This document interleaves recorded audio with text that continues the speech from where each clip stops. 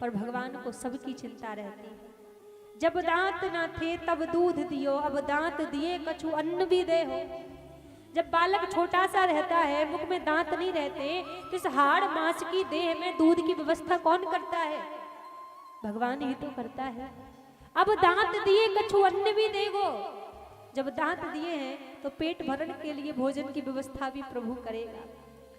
महाराज भगवान को सबकी चिंता है, किसको क्या मिला किसको नहीं मिला, लेकिन आधे लोग इसी चिंता में मरे जा रहे हैं कि हम काम नहीं करेंगे, हम पैसा नहीं कमाएंगे तो पेट कैसे भरेंगे, परिवार को कैसे पालेंगे। इसी भ्रम को लेकर बैठे हैं कि यदि हमने ये काम नहीं किया तो इस काम को करेगा कौन। महाराज हजारों चले गए इस संसार से इस बात को सोचने वाले कि मैं नहीं रहूंगा तो घर परिवार को कौन संभालेगा। हजारों लाखों चले गए और हजारों लाखों चले जाएंगे। इस संसार का नियम है, किसी के जाने से कुछ काम रुकता नहीं है, निरंतर चलता रहता है, संसार का ये नियम है। पर हम इसी के पीछे इस पेट भरण की खातिर तू पाप कमाता निस दिन, इस पेट भरने के लिए हम नित्य प्रति कितने पाप करते रहते हैं। अच्छा एक चीज बताना, सबका भगवान ने एक धर्म बनाया है और देखा जाए तो जानवर पशु पक्षी प्राणी सब अपने धर्म का पालन भी कर रहे हैं। सबके लिए अलग अलग भगवान ने व्यवस्था बना के दी है कि तुम्हें ऐसा करना तुम्हें ऐसा करना, सबकी व्यवस्था अलग है। एक गाय, गाय का धर्म जानते हो क्या है? गाय का धर्म है कि उसकी भोजन की व्यवस्था भगवान ने बनाई है घास, तो गाय घास ही खाएगी। और एक शेर का धर्म क्या है? शेर की भगवान ने भोजन की व्यवस्था बनाई है मांस, तो वो मांस ही खाएगा। और एक इंसान की भगवान ने भोजन की व्यवस्था बनाई है अन्न। अब देखो सब इसका धर्म का पालन कर रहे हैं। एक गाय यदि 1 महीने से भूखी हो और आप उस गाय के सामने मांस डाल दो जाकर, तो क्या वो गाय खाएगी? खाएगी? नहीं खाएगी, भूखी मर जाएगी पर खाएगी नहीं। ऐसी एक शेर के सामने साल भर का भूखा दहाड़ता हुआ एक शेर हो, तुम उसके सामने जाके घास डाल दो तो क्या वो खाएगा? मरना पसंद करेगा पर घास नहीं खाएगा। क्यों? उसका धर्म है वो खाएगा तो मांस खाएगा। वैसी गाय का धर्म है वो खाएगी तो घास खाएगी। और इंसान का धर्म क्या है? क्या है इंसान का धर्म? घास आए सो घास खा लेंगे, मांस आए सो मांस खा लेंगे, रोटी आए सो रोटी खा लेंगे। इंसान को भी नहीं छोड़ रहे हैं, जो आए सो खा लेंगे। और क्या कहते, मैं इंसान हूं। इंसान हो? कोई इंसान का गुण, कोई लक्षण, कोई धर्म है तुम्हारे अंदर इंसान का? छोटे छोटे जीवों पर तुम्हें दया नहीं आ रही है। इस पापी पेट के कारण उन जीवों को मार मार के पेट को भर रहे हो, दफना रहे हो अपने पेट में और कहते हो इंसान हो। तुमसे अच्छे तो वो जानवर पशु पक्षी हैं, वो अपना मर जाएंगे, अपना धर्म नहीं छोड़ेंगे। सबसे ज्यादा संसार में भगवान ने भोजन की, खाने की व्यवस्था यदि किसी को बनाई है तो एक इंसान के लिए बनाई सबसे ज्यादा। 56 प्रकार के व्यंजन बनाए भगवान ने। एक चीज से पेट ना भरे, एक में स्वाद ना आए दूसरा खा लो, दूसरे से पेट ना भरे दूसरे में स्वाद ना आए तीसरा खा लो, तीसरे से पेट ना भरे स्वाद ना आए चौथा खा लो। 56 प्रकार के हैं, तुम खाओ तो सही। लेकिन फिर भी वो मंद बुद्धि इंसान जीवों को मार मार के खाता है और कहता मैं इंसान हूं, मैं धर्मात्मा हूं, मैं राम का भक्त हूं, मैं कृष्ण का भक्त हूं। तुम सच्चे इंसान तो बने नहीं और अपने आप को राम कृष्ण का भक्त कहते हो। हम, कोई व्यक्ति मर जाता है ना और शमशान जाते हैं जब सभी लोग, और जो व्यक्ति शमशान जाते हैं ना तो घर में आके स्नान करते हैं। क्यों? बोलते भैया मुर्दे को छुआ था, लाश को छुआ था, अशुद्ध हो गए, शमशान गए थे, इसलिए अब शुद्धता ही करेंगे, नहाएंगे, खुद को शुद्ध बनाएंगे।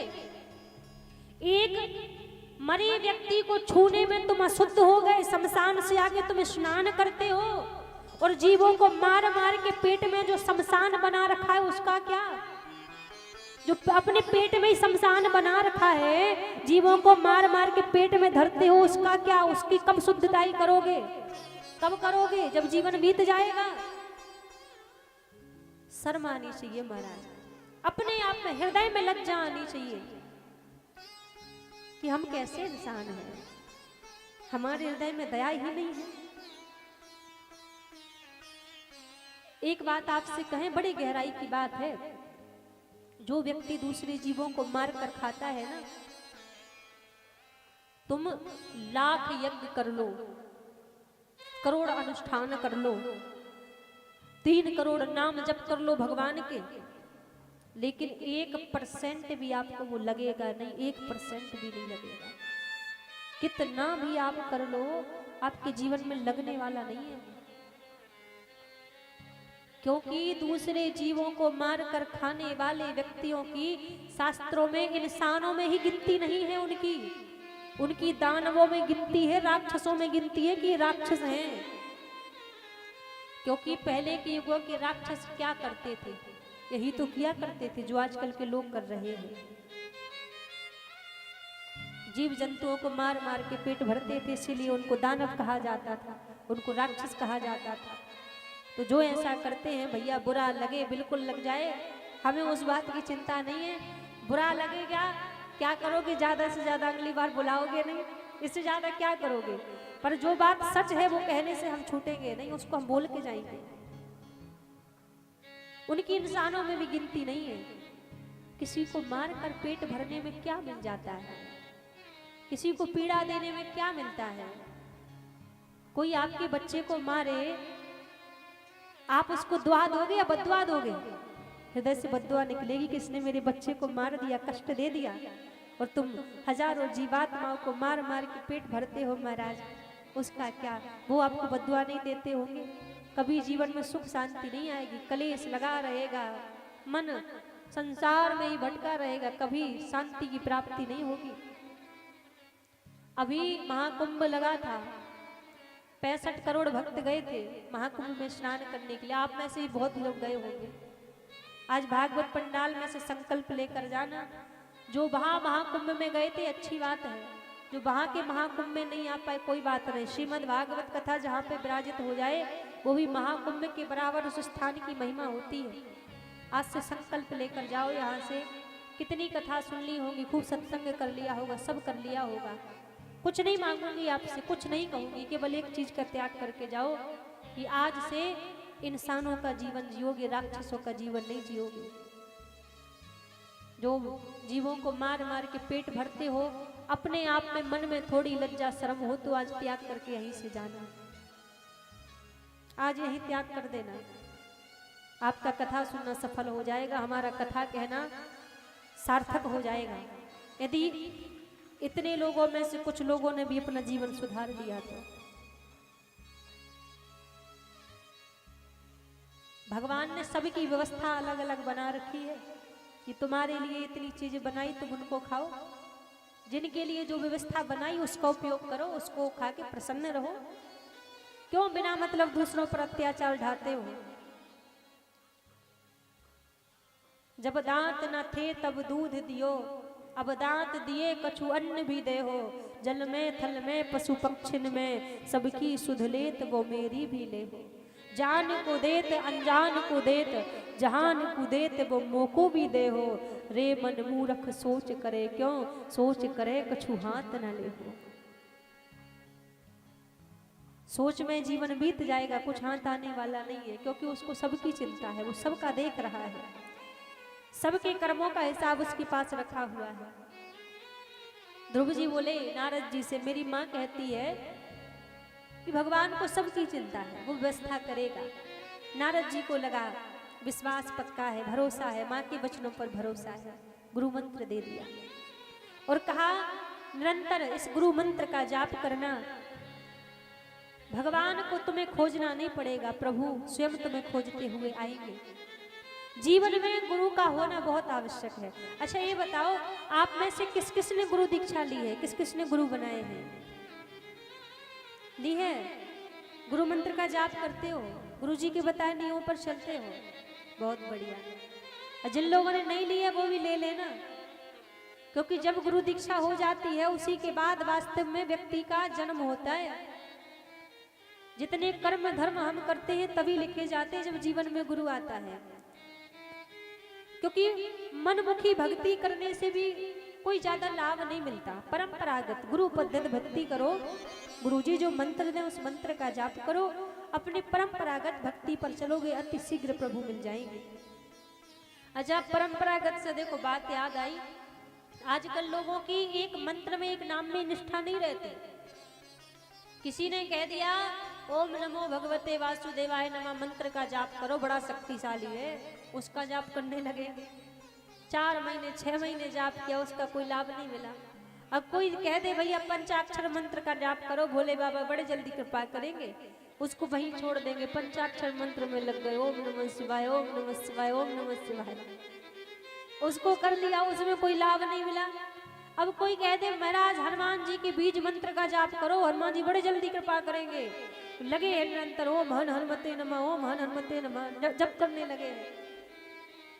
देखो, प्रणाम सबको करो, श्रद्धा सब में रखो, लेकिन इष्ट आराध्य जीवन में एक होना चाहिए। बताया गया है, शास्त्रों में कहा है 5 चीजें ऐसी हैं जो हमेशा व्यक्ति के जीवन में ज्यादातर एक ही होनी चाहिए। 5 चीजें कौन कौन सी? पहला, जीवन में गुरु एक होना चाहिए, गुरु नहीं बदलना चाहिए। दूसरा, गुरु मंत्र, जिस मंत्र से आप जाप करते हो वो भी एक ही होना चाहिए। तीसरा, आप जिस आसन पर बैठकर भगवान की पूजा करते हो वो आपका आसन भी एक ही होना चाहिए। चौथा, जिस माला से आप नाम जप करते हो, मंत्र जप करते हो, माला भी प्रयास रहे ज्यादातर जीवन में एक ही होनी चाहिए, ज्यादा बदलनी नहीं चाहिए। और 5वां, हमारा आराध्य, हमारा इष्ट जीवन में एक ही होना चाहिए। ये ज्यादा भीड़ भाड़ यहाँ नहीं रखनी चाहिए। प्रणाम सबका करो, बंदन पूजन सबका करो, और हृदय में स्थान किसी एक को दो, जिसमें आपकी निष्ठा हो, जिसमें आपकी आराधना हो, उसको ध्याओ। आजकल तो लोग कपड़ों की तरह गुरुदेव भी बदल देते हैं, जिनका ज्यादा पावर, ज्यादा शक्तिशाली दिख लिया तो नहीं, अब इनके चेला नहीं, अब तो उनके चेला बनेंगे, वो ज्यादा पावरफुल है। गुरु नहीं बदलना चाहिए। और आजकल देखो कई सोशल मीडिया पे देख रहे होंगे, कई विप्र देवताओं से भी कहेंगे, बहुत लोग हैं, हमारे कई वैष्णव भक्त लोग भी ऐसे हैं। जीवन में हमारे गुरुदेव ने जो मंत्र हमें दिया है वो मंत्र एक हो, और गुरुदेव ने जो हमें चरण चिन्ह भगवान के तिलक दिए हैं जीवन में वो भी एक ही होना चाहिए। आजकल लोग पता है, कभी लिया सो टिलकी लगा ली, बिंदी लगा ली, अब किसी का देख लिया सो श्री लगा लिया, अब किसी का देख लिया तो गौड़िया संप्रदाय वाला तिलक लगा लिया, फिर देख लिया तो रामानंदी वाला लगा लिया। ऐसा नहीं होना चाहिए। तिलक एक ही होना चाहिए। जो हमारे गुरुदेव हैं, हमारे गुरुदेव ने परंपरागत हमें जो तिलक दिया है, जो कंठी दी है, जो नाम मंत्र दिया है, वो एक ही होना चाहिए। देखा पर की कभी भक्ति नहीं करनी चाहिए। देखा पर की ना तिलक बदलना चाहिए, ना इष्ट बदलना चाहिए। कि देख लिया नहीं ये तिलक हमारे मुख पर अच्छा नहीं लग रहा, हम तो वो दूसरा वाला तिलक लगाएंगे ना। जो गुरुदेव ने दिया है वही होना चाहिए। तिलक विमुख, कभी ये मुख मंडल नहीं होना चाहिए व्यक्ति का, क्योंकि जिसके मस्तक पर तिलक नहीं होता है और ऐसे व्यक्ति का आप मुख देखते हो तो वो चंडाल के समान माना जाता है। बिना तिलक मस्तक का आप देखो किसी का तो वो चंडाल के बराबर है। इसलिए गुरुजी का दिया हुआ भगवान का चरण चिन्ह रूपी तिलक सबके मस्तक पर होना चाहिए, क्योंकि ये तिलक कोई साधारण नहीं है, भगवान का दिया हुआ चरण चिन्ह है, भगवान की चरणार बिंद है, जो भक्त वैष्णव अपने मस्तक पर धारण करते हैं। इससे पहचान मिलती है हमें कि अरे ये तो भगवान के भक्त हैं। आप देखो साधारण सी बात से सोच लो, आप किसी के घर में एक पालतू कुत्ता हो गया और एक रास्ते में ऐसी डोलने वाला कुत्ता हो गया, अब इनकी पहचान कैसे होगी कि पालतू है और ऐसी फालतू डोलने वाला है? हाँ, जो पालतू होगा ना उसके गले में पट्टा डला होगा, उसके मालिक की पहचान है, और जो फालतू होगा वो ऐसी डोल रहा होगा। अब लोग रास्ते में देखेंगे, भले ही वो पालतू कुत्ता कितना भी अपराध कर दे, कितना भी नुकसान कर दे, पर लोग उसको मारेंगे नहीं। क्यों? इसका मालिक लड़ने के लिए आ जाएगा। कैसे हिम्मत हुई इसको मारने की? और वो फालतू वाला भले ही रास्ते से जा रहा हो, कुछ नहीं कर रहा हो, चलते फिरते डंडा उठा के देंगे, उसको मार देंगे। क्यों? उसका कोई मालिक नहीं है, वो फालतू है।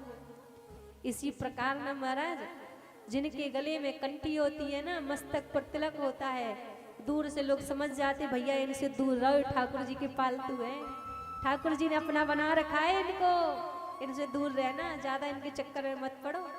और जो फालतू डोल रहा है उनको तो चलते फिरते लोग मारते डोलते हैं। इसलिए भगवान के नाम से, भगवान के तिलक से, भगवान की कंठी से हमारी पहचान होती है कि हम उनके हैं, उन्होंने हमें अपना बना लिया है।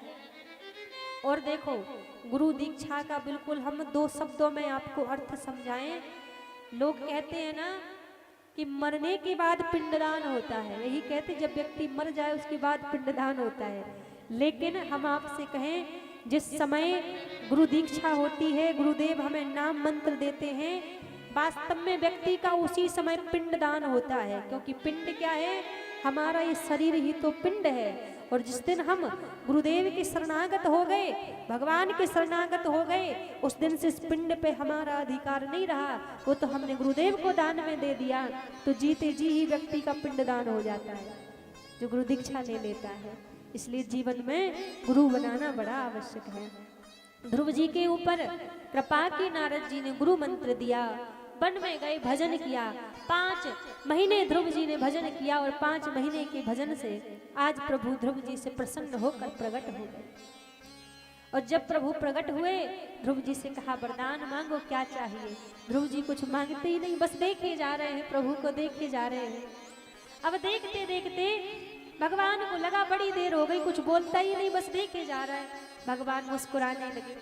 जब भगवान मुस्कुराने लगे तो महाराज ध्रुव जी मुस्कुराने लगे। अब ध्रुव जी मुस्कुराए तो जो स्वर्ग में बैठे बैठे सारे देवी देवता थे वो भी देखकर मुस्कुराने लगे। अच्छा, सभी एक साथ में क्यों मुस्कुरा रहे हैं? भगवान तो इसलिए मुस्कुरा रहे हैं, कितना भोला भाला सा नन्हा सा छोटा सा भगत है, कुछ बोलता ही नहीं, कुछ मांगता ही नहीं। अब ध्रुव जी इसलिए मुस्कुरा रहे हैं, मैंने माता जी से सब तो पूछ लिया, लेकिन ये पूछना तो भूल ही गया कि जब भगवान आएंगे तो भगवान से क्या बोलूंगा, क्या मांगूंगा, इसलिए बोलना ही नहीं आता तो क्या बोलूं। और देवता इसलिए हंस रहे हैं, इसलिए मुस्कुरा रहे हैं कि यदि ऐसा अवसर, ऐसा सौभाग्य हमें जीवन में मिलता ना, तो हम पहले इसी वरदान की लिस्ट बना के रख लेते कि इतना सब कुछ भगवान से मांगना है। तो सब अपनी अपनी बात पर मुस्कुरा रहे हैं, लेकिन मन की जानने वाले तो भगवान हैं। भगवान समझ गए ध्रुव को बोलना नहीं आता, शंख को लिया, अपने कपोलों से स्पर्श करा दिया, वाणी खुल गई ध्रुव जी महाराज की, और वेद वेदांतरों का ध्रुव जी को ज्ञान हो गया। भगवान की बड़ी सुंदर स्तुति की। फिर प्रभु बोले, बेटा ध्रुव मांगो क्या चाहिए। ध्रुव जी बोले, प्रभु देना है तो एक बार मुझे आपकी गोदी में बैठना है। अब जैसी कहा कि गोदी में बैठना है, भगवान ने ध्रुव जी को पास बुलाया और बोले, तुम सच बताओ, ये बात किसने तुमसे कही थी कि जब भगवान आए तो उनकी गोदी में बैठना।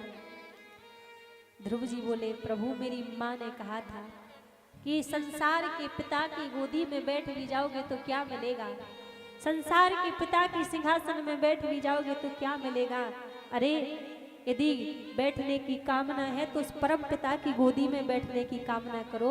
यदि परम पिता की गोदी में बैठ गए तो सब तुम्हें प्राप्त हो जाएगा, इसलिए मुझे आपकी गोदी में बैठना है।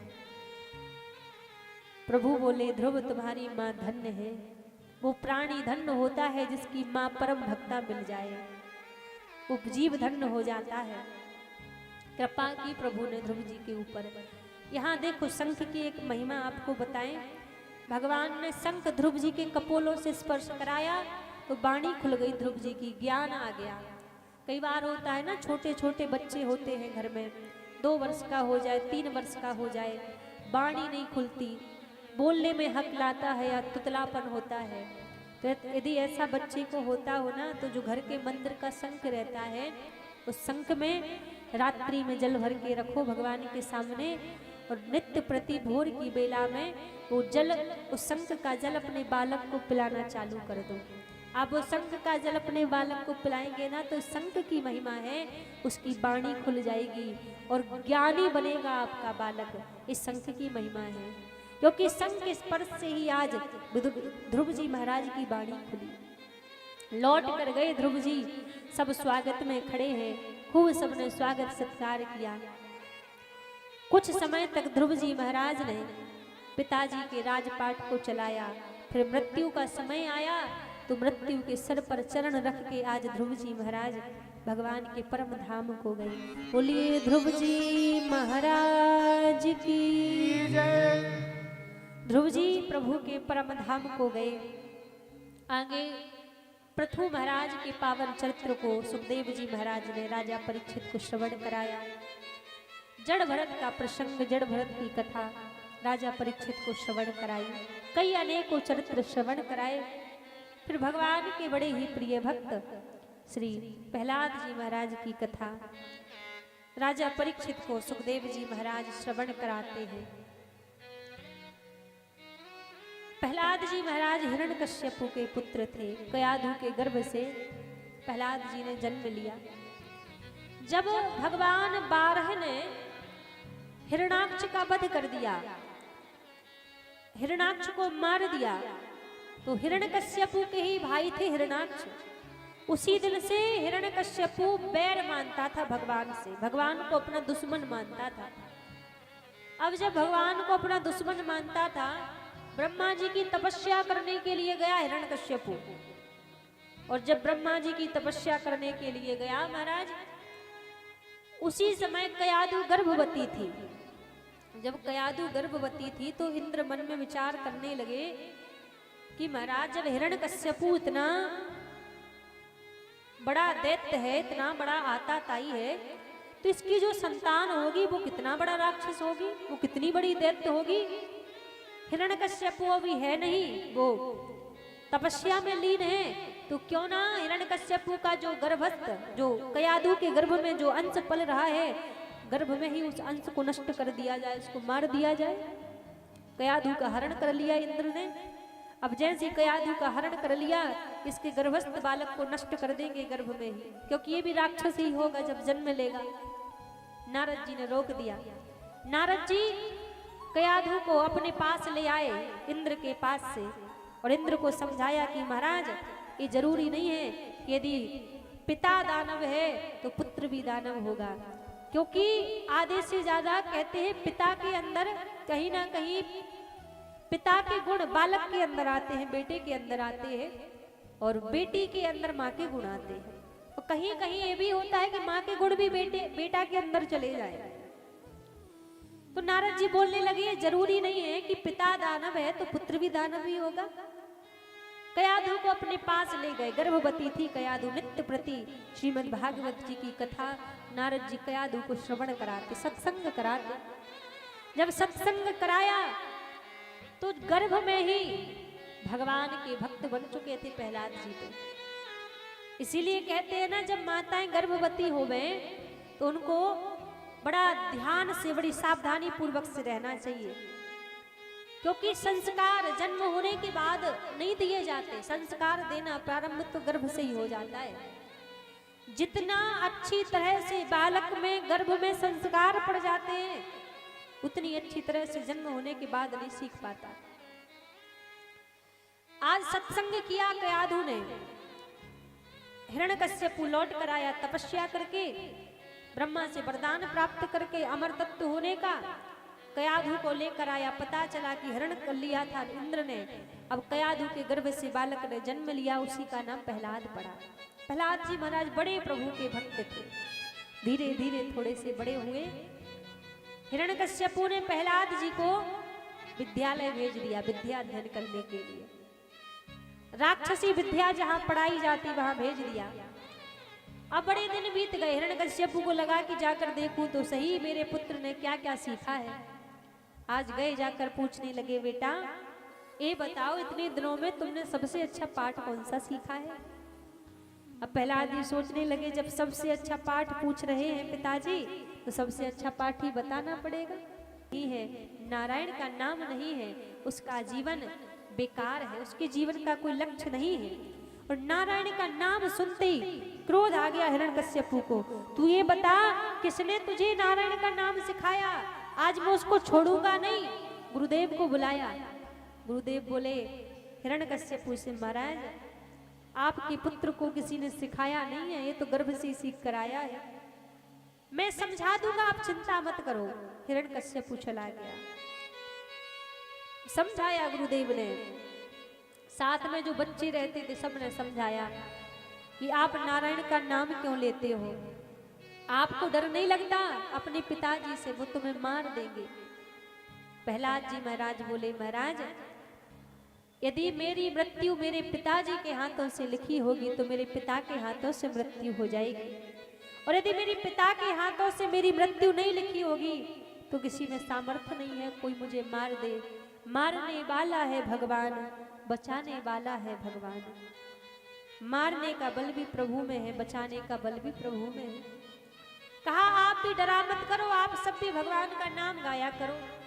सब मिलकर भगवान का नाम गा रहे थे, और जब सब मिलकर प्रभु का नाम गा रहे थे महाराज, उसी समय हिरण्यकश्यपु आ गया। प्रहलाद जी को पकड़ लिया और सोचने लगे यदि इसको ऐसे ही छोड़ दिया ना तो किसी के अंदर फिर मेरा भय नहीं रहेगा, डर नहीं रहेगा। सब भगवान का नाम गाएंगे, सब नारायण का नाम गाएंगे। पकड़ कर ले गए, प्रहलाद जी को बंदी गृह में डाल दिया, काल कोठरी में डाला। ये कुछ दिन काल कोठरी में बंद रहेंगे तो अपने आप उस नारायण का नाम भूल जाएंगे। लेकिन कहते हैं ना महाराज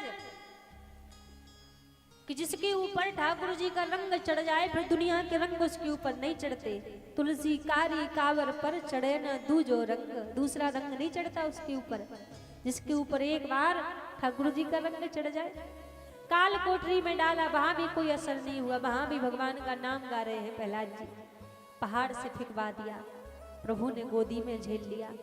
विष दिया प्रहलाद जी को मारने के लिए, भगवान ने अमृत बना दिया उसका। अब तो सब प्रयास करके देख लिए, हिरण्यकश्यपु ने प्रहलाद जी को मारने के सारे प्रयास बेकार चले गए। अब बड़े परेशान, कैसे इसको मारूं। होलिका आई हिरण्यकश्यपु के पास में और बोली आप चिंता ना करो, मुझे ब्रह्मा के द्वारा एक चुनरी मिली है, उस चुनरी को ओढ़कर यदि मैं आग में बैठ जाऊंगी तो मुझे कुछ नहीं होगा, आपका पुत्र प्रहलाद जलकर भस्म हो जाएगा। ऐसा ही किया हिरण्यकश्यपु ने। प्रहलाद जी को होलिका ने अपनी गोदी में लिया और गोदी में लेकर जलती हुई अग्नि में बैठ गई। लेकिन जैसी जलती हुई अग्नि में होलिका बैठी महाराज, होलिका तो जलकर भस्म हो गई। उस जलती हुई आग की लपटों में भी प्रहलाद जी महाराज भगवान का नाम गा रहे हैं। होलिका तो जल गई पर भगवान का नाम गा रहे हैं प्रहलाद जी, प्रभु का नाम नहीं छूटा। अब तो बड़ा क्रोध आया हिरण्यकश्यपु को, होलिका भी जलकर भस्म हो गई, लेकिन फिर भी महाराज अभी तक प्रहलाद को कुछ नहीं हुआ। अब तो जैसी बड़ा क्रोध आया और क्रोध में आकर हिरण्यकश्यपु ने तलवार निकाली और बोले बता आज नहीं छोड़ूंगा, कहाँ है तेरा नारायण।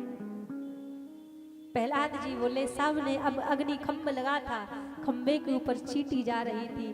पूरे भरोसे के साथ विश्वास के साथ प्रहलाद जी बोले पिताजी ये जो चींटी जा रही है ना, इस चींटी में भी मेरा नारायण है। और जैसे ही कहा क्रोध में आकर तलवार का प्रहार जैसे हिरण्यकश्यपु ने उस खंभे के ऊपर किया, उस खंभे को फाड़कर नरसिंह देव भगवान प्रकट हो गए। बोलिए नरसिंह देव भगवान की जय हो। नरसिंह देव भगवान प्रकट हो गए, जिनका सिंह की तरह मुख था और पूरी देह मानव की थी। दहाड़ने लगे, युद्ध करने लगे हिरण्यकश्यपु के साथ। और जब हिरण्यकश्यपु के साथ युद्ध करने लगे महाराज, युद्ध करते करते सायंकाल की बेला हो गई। घर की दहलीज पर प्रभु ले गए, हिरण्यकश्यपु को अपनी गोदी में लेटा लिया और प्रभु बोले देख आज तुझे नहीं छोड़ूंगा, तूने मेरे भक्त को बड़े दुख दिए हैं, बड़े कष्ट दिए हैं, आज नहीं छोड़ूंगा। हिरण्यकश्यपु बोला आप मुझे नहीं मार सकते। क्यों? क्योंकि मुझे वरदान मिला है। कौन सा वरदान मिला है? हिरण्यकश्यपु कह रहा है मुझे ब्रह्मा के द्वारा वरदान मिला है, ना दिन में मरूं ना रात में मरूं, ना ऊपर मरूं ना नीचे मरूं, ना बाहर मरूं ना भीतर मरूं, ना अस्त्र से मरूं ना शस्त्र से मरूं, ना नर से मरूं ना किसी जानवर से मरूं, और इन 12 महीनों में कभी ना मरूं, और ब्रह्मा की बनाई किसी वस्तु से ना मरूं। मुझे वरदान मिला है। भगवान बोले बस इतना ही मिला है और कुछ भी? चुप हो गया, इतना ही मिला है। ठाकुर जी बोले देख, ना ये दिन है ना ये रात है, गोधूली बेला है, ना तू बाहर है ना तू भीतर है, तू घर की दहलीज पर है। भगवान ने कहा ना ही तू ऊपर है ना ही तू नीचे है, तू मेरी गोदी में है। भगवान बोले ना ही अस्त्र से मारूंगा ना ही शस्त्र से मारूंगा। दोनों हाथों के नाखून बढ़ा लिए प्रभु ने, और भगवान ने कहा देख, ना मैं नर हूं ना मैं जानवर हूं, क्योंकि नरहरि का रूप था। और भगवान ने कहा ब्रह्मा मुझे नहीं बनाता है, मैं ब्रह्मा को बनाता हूँ। और तुझे वरदान मिला है ना कि 12 महीनों में कभी ना मरूं, ये 13वां महीना पुरुषोत्तम मास खास मैंने तेरे लिए ही तो बनाया है। राज भगवान ने अपने दोनों हाथों के नाखूनों को बढ़ाकर आज हिरण्यकश्यपु का वध कर दिया, उद्धार कर दिया हिरण्यकश्यपु का। फिर भी भगवान का क्रोध शांत नहीं हुआ, फिर भी प्रभु को क्रोध बढ़ रहा है, क्रोध आ रहा है। अब क्रोध कैसे शांत हो गए? नारद जी माता लक्ष्मी से बोले आप जाओ, आप अपने स्वामी का क्रोध शांत करो। लक्ष्मी जी बोली इतनी सी बात, अरे हम तो 1 मिनट में उनका क्रोध शांत कर देंगे। खूब आरती की थाली सजाकर माता लक्ष्मी आ रही थी। अब जैसी आ रही थी, कैसे चलकर आ रही थी, भगवान का मुख देखती हुई। और भगवान ने मुख किसका बनाया है? सिंह का। जैसी माता लक्ष्मी पास में आई, भगवान ने एक दहाड़ लगाई, आरती की थाली वहीं फेंक कर भाग गई। बोली महाराज वो मेरे पति नहीं है, वो तो कोई शेर है, कोई सिंह है। लौट कर चली गई। अब सब देवताओं को चिंता हो रही है, कौन भगवान का क्रोध शांत करे। तब नारद जी ने कहा जिनके लिए भगवान ने रूप बनाया है ना, वही इनका क्रोध शांत करेंगे। नन्हे से प्रहलाद जी महाराज को बुलाया, कहा आप जाओ, आप भगवान का क्रोध शांत करो। छोटे से प्रहलाद जी महाराज चले आ रहे हैं प्रभु के पास, प्रभु दहाड़ रहे हैं। अच्छा एक चीज देखो, जब लक्ष्मी जी आ रही थी तो लक्ष्मी जी डर के भाग गई, लेकिन जब प्रहलाद जी आ रहे हैं तो प्रहलाद जी को डर नहीं लग रहा है। क्यों? क्योंकि लक्ष्मी जी आ रही थी भगवान का मुख देखती हुई, और भगवान का मुख है सिंह का, और प्रहलाद जी आ रहे हैं भगवान के चरणों को देखते हुए, चरणों को निहारते हुए आ रहे, इसलिए डर नहीं लग रहा है। जैसे ही प्रहलाद जी पास में आए, भगवान ने गोदी में ले लिया प्रहलाद को, गोदी में लेकर दुलार करने लगे, लाड़ करने लगे। जैसे गाय होती है ना, अपने बछड़े को जीभ से चाट चाट कर दुलार करती है, आज भगवान अपनी जीभ से प्रहलाद जी महाराज को चाट रहे हैं, दुलार कर रहे हैं। प्रभु बोले बेटा मुझे क्षमा कर दो, तुमने बड़े दुख सहे हैं, बड़े कष्ट सहे हैं, मैंने आने में देरी कर दी। प्रहलाद जी बोले प्रभु आपने देरी नहीं की, मैंने आपको बुलाने में देरी कर दी। व्यक्ति भगवान को बुलाने में देरी कर सकता है, लेकिन भगवान आने में देरी नहीं करते।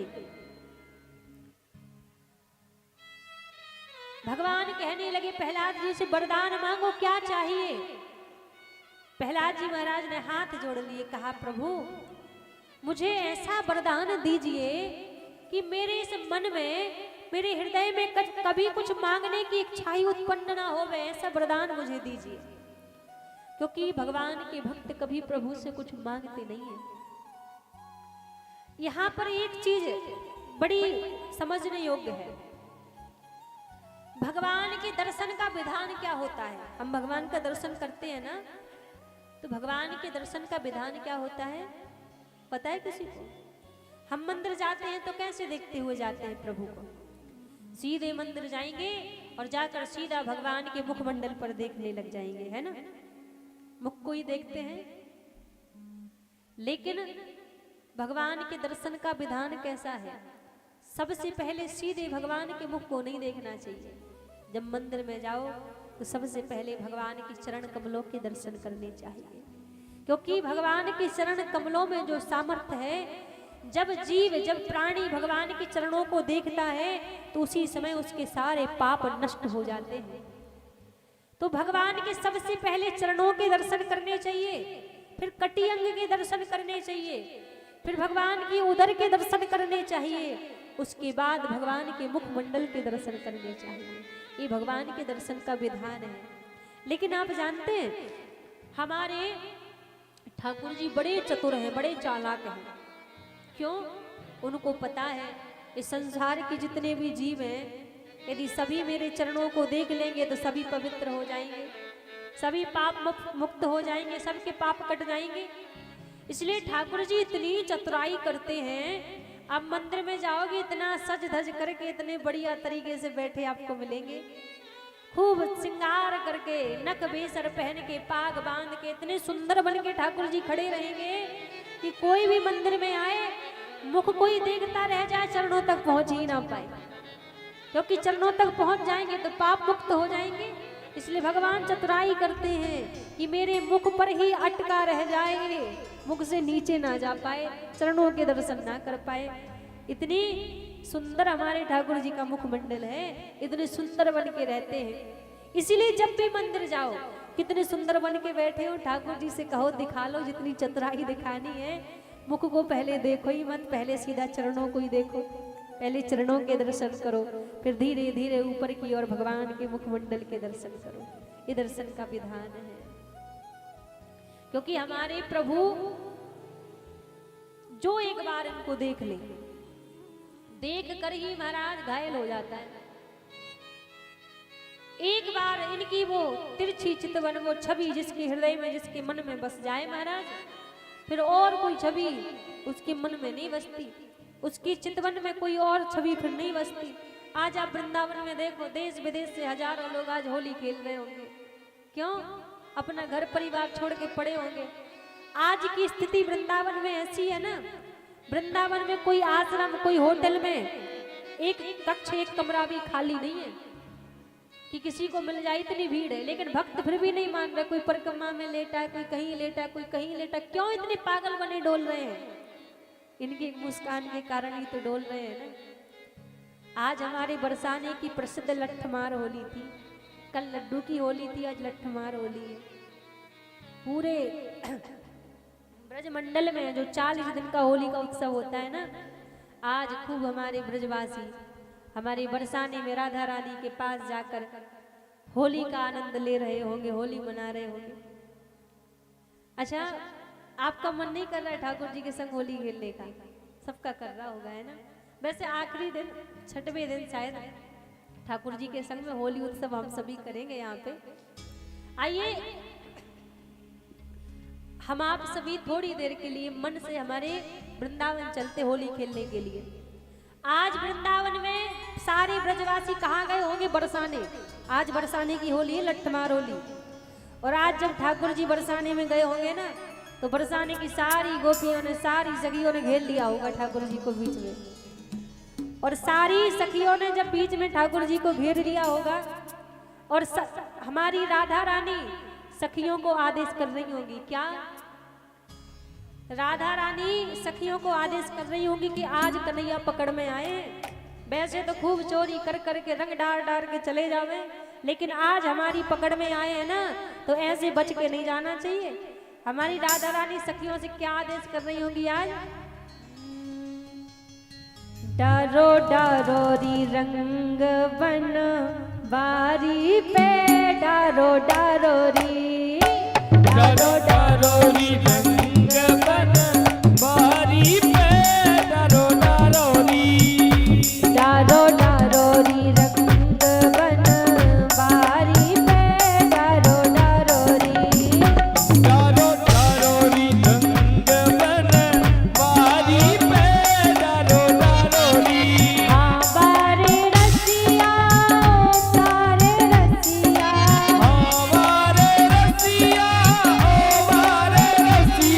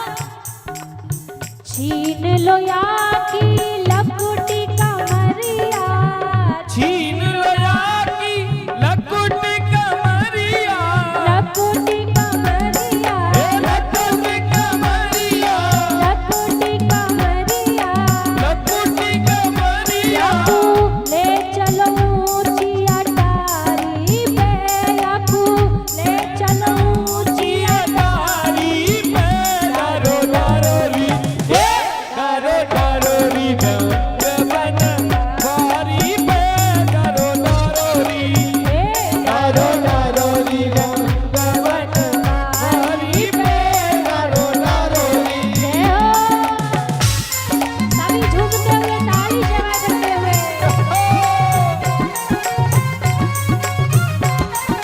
बोले होरी के रसिया की जय हो।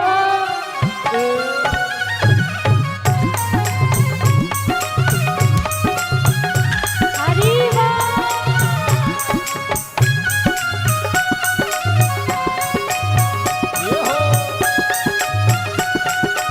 जय हो।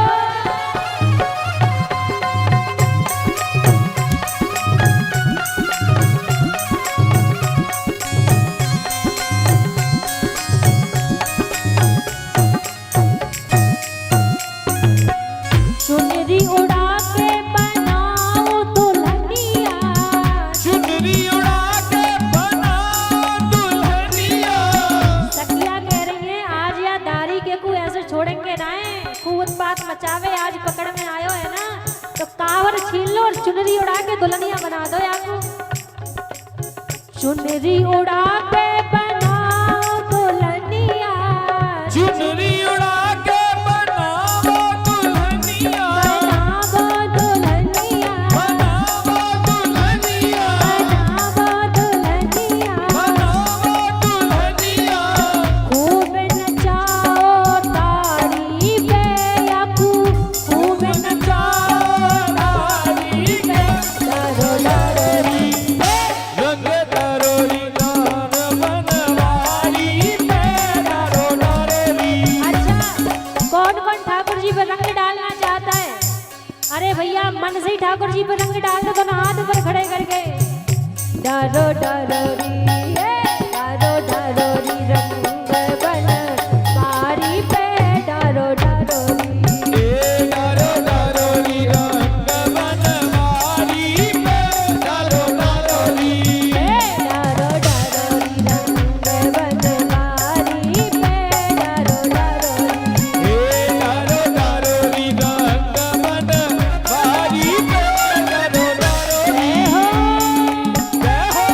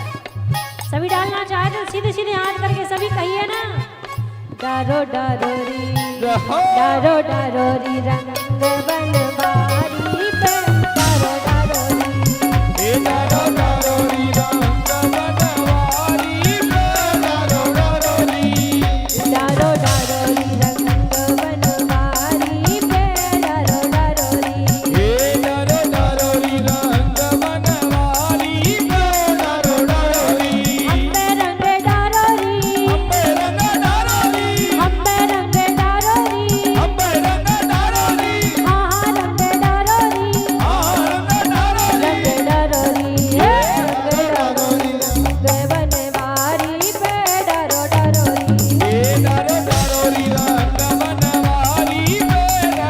पे डारो डारो री डारो डारो री रंग बनवारी पे डारो डारो री हे डारो डारो री रंग बनवारी पे डारो डारो री डारो डारो री रंग बनवारी पे डारो डारो री हे डारो डारो री रंग बनवारी पे डारो डारो री डारो डारो री रंग बनवारी पे डारो डारो री हे डारो डारो री रंग बनवारी पे डारो डारो री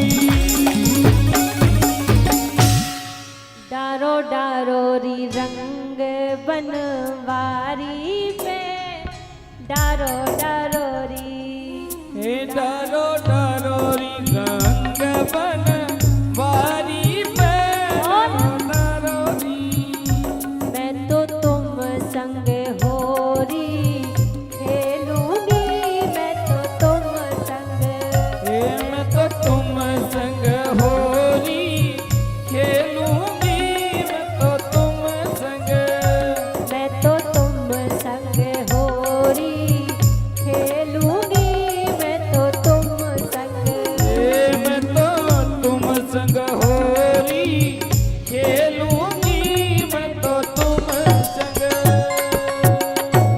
बोलिए होरी के रसिया की जय हो बांके बिहारी लाल की। तो महाराज आज तो हमारे पूरे ब्रजमंडल में होली उत्सव चल रहा होगा। हम भी प्रयास करें कि होली के रंगों में ना रंगे, हम ठाकुर जी के नाम के रंग में रंग जाएं। ये होली हमारी भी सफल हो जाए। होली तो बार बार आती, हर साल आती है, लेकिन इस बार की होली कुछ ऐसी निराली हो गए कि दुनिया के रंगों में ना रंग कर हम श्याम सुंदर के रंग में रंग जाएं, प्रभु के रंग में रंग जाए, तो हमारी जन्म जन्म की होली बन जाए महाराज। तो यहाँ पर प्रभु ने कृपा की श्री प्रहलाद जी महाराज के ऊपर। प्रहलाद जी से कहा कि वरदान मांगो, तो प्रहलाद जी ने कहा प्रभु मुझे कोई वरदान नहीं चाहिए, यदि इच्छा है तो ऐसा वरदान दीजिए कि मेरे मन में कभी कुछ मांगने की इच्छा ही ना आवे। भगवान ने कहा तथास्तु। कृपा की प्रभु ने। आगे भगवान के समुद्र मंथन की कथा श्रवण कराई, मोहिनी अवतार की कथा श्रवण कराई। फिर यहाँ पर सुखदेव जी महाराज राजा परीक्षित को भगवान के वामन अवतार की कथा श्रवण कराते हैं। माता अदिति के गर्भ से वामन भगवान ने अवतार लिया। जब समुद्र मंथन हुआ था तो जब भगवान ने मोहिनी अवतार लिया, देवताओं को अमृत पिलाया और दैत्यों को जल पिलाया, तो पता चला फिर महाराज युद्ध हुआ तो त्रिलोकी पर राज कर लिया राजा बलि ने। शुक्राचार्य जी ने अपने बल से, अपनी शक्ति से राजा बलि को जीवित कर दिया था। और अब जब राजा बलि ने युद्ध किया तो त्रिलोकी पर राज कर लिया। देवता दर दर भटकने लगे, स्वर्ग छीन लिया, त्रिलोकी को छीन लिया। तो महाराज देवताओं की माता है अदिति और दैत्यों की, राक्षसों की माता है दिति। तो अपने बालकों का दुख नहीं देखा गया अदिति माँ पे। 12 दिन की भगवान की आराधना की और जब आराधना की भगवान ने कृपा की, गर्भवती हुई और माता अदिति के गर्भ से वामन भगवान का अवतार हुआ। और जब वामन भगवान का अवतार हुआ, प्रभु प्रकट हुए, तो बृहस्पति जी के द्वारा वामन भगवान की गुरु दीक्षा हुई। जब गुरु दीक्षा होती है तो प्रथम बार जब गुरुदेव भगवान नाम दान देते हैं तब कहते हैं कि आप प्रथम बार भिक्षा मांग कर लाओ, आदेश करते हैं गुरुदेव। तो बृहस्पति जी ने नामदान दिया, गुरु दीक्षा दी वामन भगवान को, और फिर भिक्षा में कहा कि आप राजा बलि के द्वार पर जाओ और 3 पग में त्रिलोकी को मांग कर लाओ। कहा ठीक है। आज बटुक वामन का प्रभु ने रूप बनाया है, हाथ में कमंडल ले रखा है, एक हाथ में छत्र ले रखा है, खड़ाऊ पहन रखे हैं प्रभु ने। और आज प्रभु राजा बलि के द्वार पर पहुंच गए। जब राजा बलि के द्वार पर प्रभु पहुंचे, यज्ञ मंडप में राजा बलि बैठे थे। वामन भगवान को देखा, देखकर खड़े हो गए। आज तो मैं धन्य हो गया, मेरे अहोभाग्य हैं, इतने सुंदर बटुक वामन मेरे द्वार पर चलकर आए हैं। खड़े होकर सामने आए, स्वागत करने लगे। स्वागतम वो महाभागा, पधारिए, स्वागत है आपका। स्वागत किया। राजा बलि कहने लगे, आज तो मैं धन्य हो गया, आप मेरे द्वार पर आए हैं, आप मांगो। आप त्रिलोकी के राजा के द्वार पर आए हैं, आप मांग लिए, क्या चाहिए आपको, क्या लेने आए हैं। राजा बलि से वामन भगवान बोले, राजन हम कुछ मांगने नहीं आए, हम तो बस भ्रमण करते करते सौर आ गए, हमारे मन में कोई कामना नहीं है कुछ मांगने की। राजा बलि बोले, भगवान ऐसा नहीं हो सकता, जब आप यहाँ पर आए हैं तो कुछ ना कुछ तो आपको लेना पड़ेगा। मेरे द्वार से आज तक कोई खाली हाथ नहीं लौटा है। वामन भगवान बोले, मुझे कुछ नहीं चाहिए, मैं तो ऐसे ही आया हूं।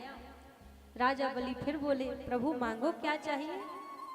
वामन भगवान ने कहा, अच्छा इतना मन है देने का, तो ऐसा करो, ज्यादा तो कुछ मुझे चाहिए नहीं, मुझे 3 पग भूमि दे दो, वो भी मुझे अपने पैरों से नाप के। राजा बलि मुस्कुराने लगे। कहा, प्रभु आपने क्या मांगा है, आपके नन्हे नन्हे से तो पैर हैं, 3 पग भूमि में आपके बैठने की व्यवस्था भी नहीं बनेगी, क्या करोगे इतनी सी भूमि लेकर, कुछ और मांग लो। आप कहें तो मैं आपका बड़ा विशाल महल बनवा दूं, आप कहें तो किसी कन्या से आपका विवाह करवा दूं, कुछ और मांगिए, ये 3 पग भूमि में क्या ही मिल जाएगा। वामन भगवान बोले, राजन हमने पहले ही आपसे कहा था ना, हम बड़े संतुष्टि हैं, ज्यादा कोई कामना नहीं है हमारे हृदय में, देना हो तो यही दे दो, वरना मुझे नहीं चाहिए। अब राजा बलि बोले, ये तो कुछ मांग ही नहीं रहे हैं। कहा, फिर आपकी इच्छा, तीनों लोक में मेरा राज्य है, जहां से आपका मन करे, जहां से आपकी इच्छा हो, आप भूमि नाप लो।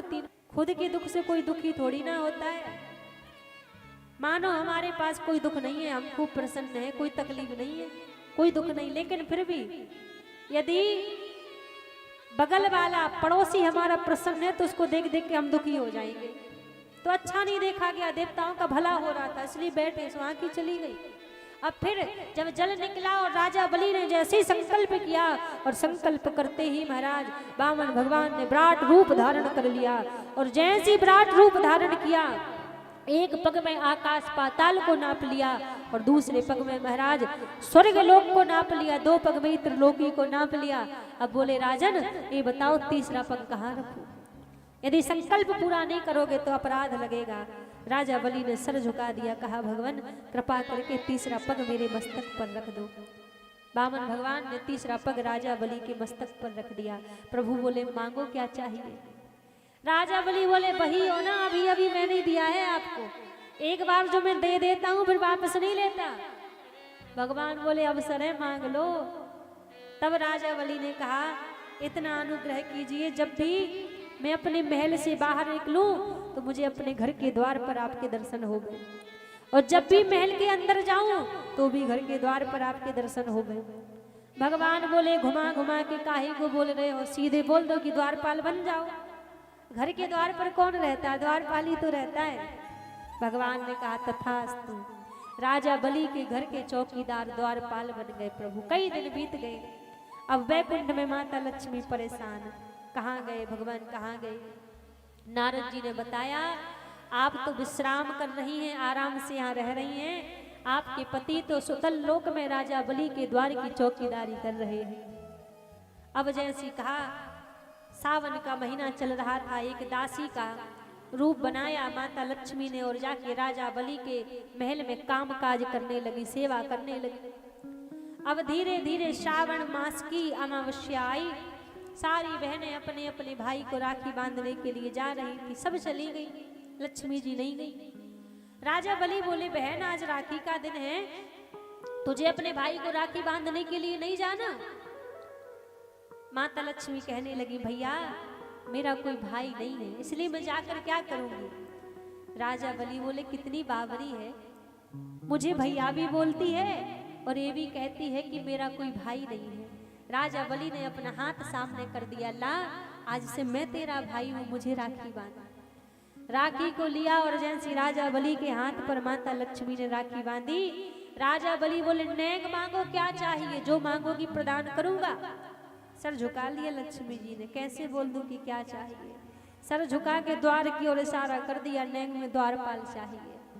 अब जैसी क्या राजा बलि की आंखों से तो आंसू बहने लगे। महाराज राम रहा ना माया, ठाकुर जी थे तो ठाकुर जी को भी लेकर जा रही हैं और लक्ष्मी मैया आई थी तो वो भी जा रही हैं। ऐसे माता लक्ष्मी राजा बलि के द्वार पर से ठाकुर जी को मांग कर लाई, लेकर आई। तो भगवान ने देवताओं के हित के कारण प्रभु ने वामन अवतार धारण किया। फिर सुखदेव जी महाराज राजा बलि को भगवान के सूर्यवंश की कथा श्रवण कराते हैं। सूर्यवंश के बड़े ही प्रतापी राजा महाराज दशरथ, जिनके घर में कोई संतान नहीं थी, अपने गुरुदेव के पास गए, गुरुदेव से प्रार्थना की। गुरु ग्रह गय तुरत महीपाला, चरण लागी करी विनय विशाला। गुरुदेव के पास जाकर निवेदन किया मुझे पुत्र चाहिए। गुरुदेव ने पुत्र कामेष्ट यज्ञ करवाया। श्रृंगी ऋषि के द्वारा यज्ञ संपूर्ण हुआ। यज्ञ में से अग्नि देवता खीर का कटोरा लेकर प्रकट हुए और कहा खीर जाके अपनी रानियों को खिला देना, सुंदर पुत्र का जन्म होगा। महाराज दशरथ आए और आकर खीर के 3 हिस्से कर दिए। तीनों रानियों ने जैसे उस खीर को पाया गर्भवती हो गई। धीरे धीरे पूरे अवधपुरी का वातावरण बदलने लगा। धीरे धीरे भगवान के अवतार का समय नजदीक आया। 9वीं तिथि मधुमास पुनीता, शुक्ल पक्ष अभिजित हरि प्रीता। 9वीं तिथि दिन मंगलवार, दिन के 12 बजे अयोध्या के महलों में रामलला सरकार का अवतार हुआ। बोलिए रामलला सरकार की जय हो। प्रभु का यहाँ पर अवतार हुआ। कैकेयी माँ के गर्भ से भरत भैया का अवतार हुआ और महाराज सुमित्रा जी के गर्भ से भरत, लक्ष्मण और शत्रुघ्न जी का अवतार हुआ। यहाँ पूरे अवधपुरी में आनंद हो रहा है, उत्सव मनाया जा रहा है। और आइए 2 मिनट हम आप सभी राम जन्म की बधाई गाते हुए, अवधपुरी की महिमा गाते हुए फिर कृष्ण जन्म की ओर चलते हैं। जब भगवान का अवतार हुआ, पूरे अवधपुरी में महाराज आनंद हो रहा है। संत जन नाच गा रहे हैं, उत्सव मना रहे हैं। जन्मे हैं राम रघुरैया, जन्मे हैं राम रघुरैया, अवध में बाजे बधैया। जन्मे राम रघुरैया, अवध में बाजे बधैया। जन्मे हैं राम रघुरैया, अवध में बाजे बधैया। जन्मे राम रघुरैया, अवध में बाजे बधैया। बाजे बधैया, बाजे बधैया। बाजे बधैया, बाजे बधैया। बाजे बधैया, बाजे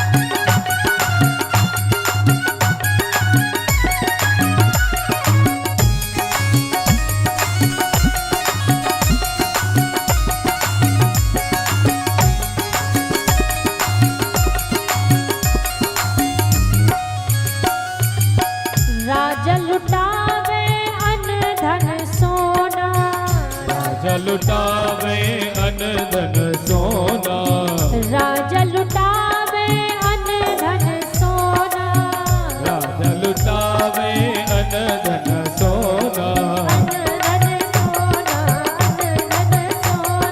अन धन सोना, अन धन सोना, राजा लुटावे अन धन सोना, राजा लुटावे अन धन सोना, रानी लुटावे रुपया अवध में बाजे बधैया, लगते हैं चारों भैया अवध में बाजे बधैया, जन्मे है राम रघुरैया अवध में बाजे बधैया, जन्मे राम रघुरैया अवध में बाजे एक बार बधैया। दोनों हाथ ऊपर खड़े करके रामलला सरकार को बधाई देंगे। उसके बाद सभी चलेंगे कृष्ण जन्म की और दोनों हाथ ऊपर खड़े करके सीधे सीधे हाथ होने चाहिए।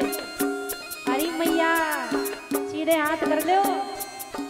जन्मे है जन्मे है जन्मे है राम रघुरैया अवध में बाजे बधैया, जन्मे राम रघुरैया अवध में बाजे बधैया, जन्मे है राम रघुरैया अवध में बाजे बधैया, जन्मे राम रघुरैया अवध में बाजे बधैया, जन्मे है राम रघुरैया अवध में बाजे बधैया, जन्मे राम रघुरैया अवध में बाजे बधैया, अवध में बाजे बधैया, अवध में बाजे बधैया। अवध में बाजे बधैया।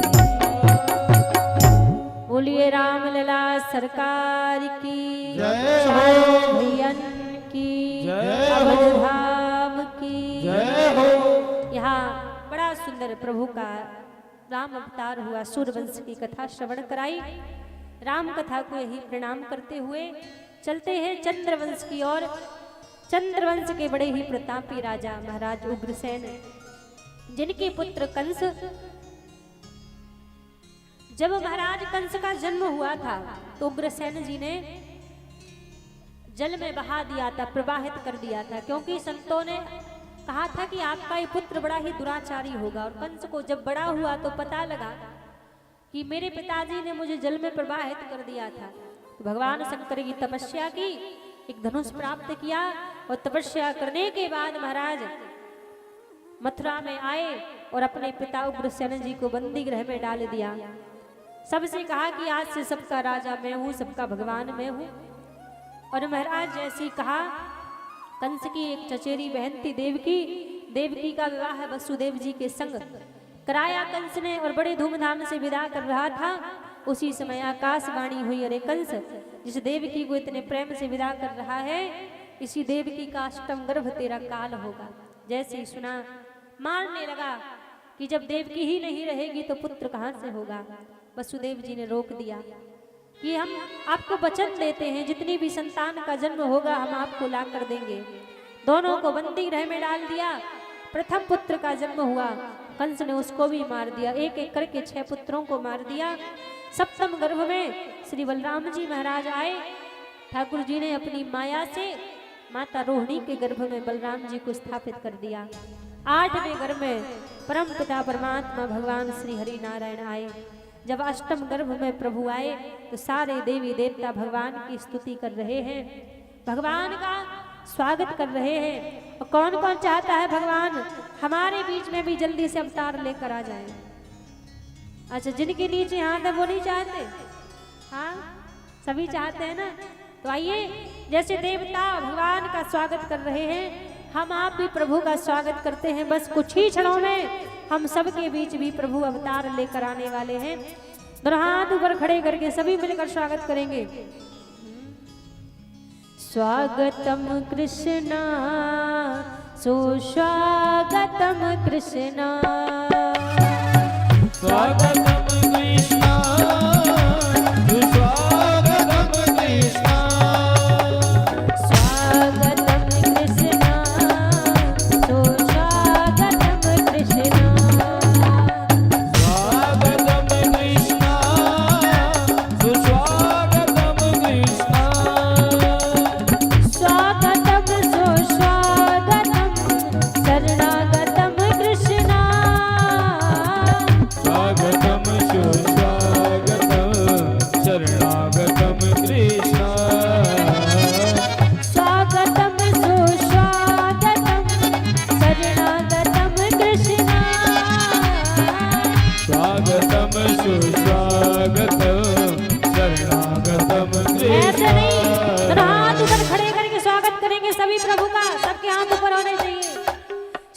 स्वागतम कृष्ण शरणागतम कृष्ण स्वागतम कृष्ण शरणागतम कृष्ण। जय हो। ताली सेवा करते हुए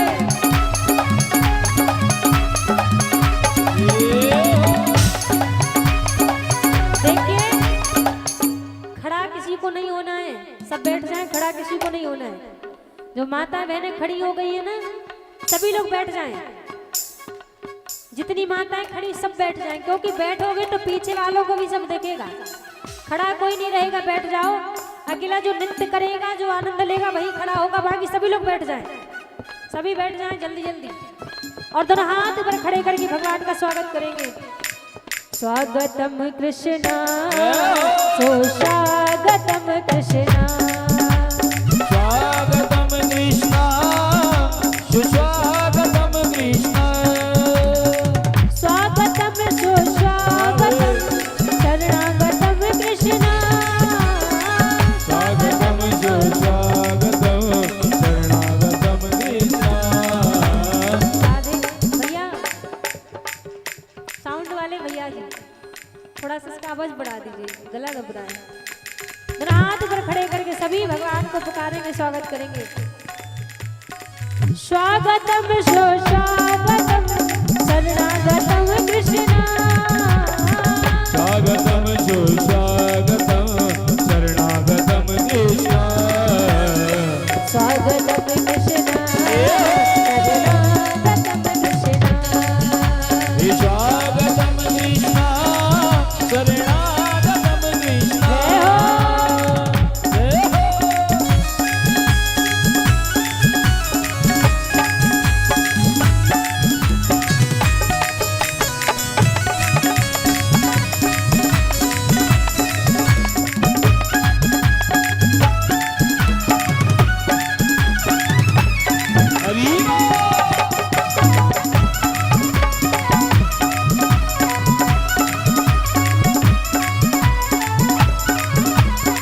बाके बिहारी लाल की जय हो।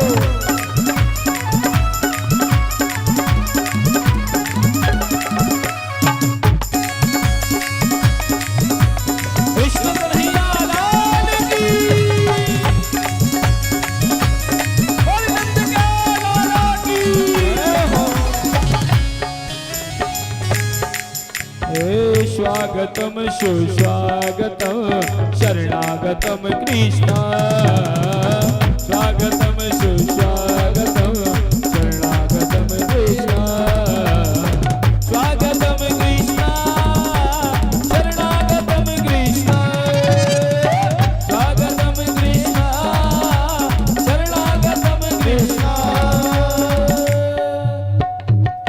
बोली कृष्ण कन्हैया लाल की जय हो। श्री बांके बिहारी लाल की। मैं निवेदन करूं, हमारे जो यजमान हैं और हमारे इस समिति के अध्यक्ष हैं लाल बाबू जी, आप सबसे पहले ऊपर आए। और आज भगवान का प्राकट्य हुआ है, आप बधाई देंगे। ठाकुर जी का चरण पूजन और बधाई।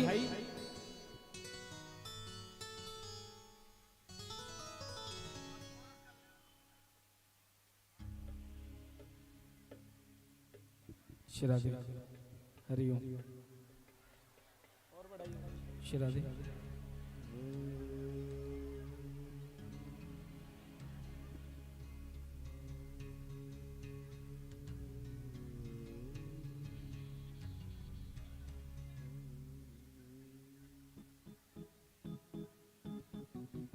आ जाए आप आ जाए।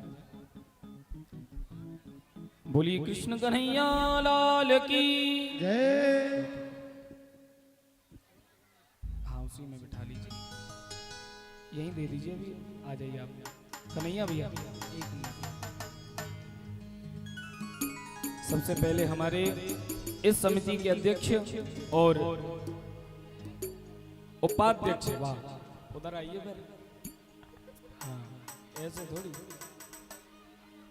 भगवान का पूजन कर रहे हैं। एक बार सभी जोरदार जयकार लगाएं। बोले नंद के लाला की। कृष्ण कन्हैया लाल की। और आज हमारे लाल बाबूजी पूज्य व्यास जी को बधाई देंगे लाला की। आपसे बधाई व्यास जी के लिए। और हमारे उपाध्यक्ष जी का है, आप भी आइए। हाँ, आप भी पूजन करिए।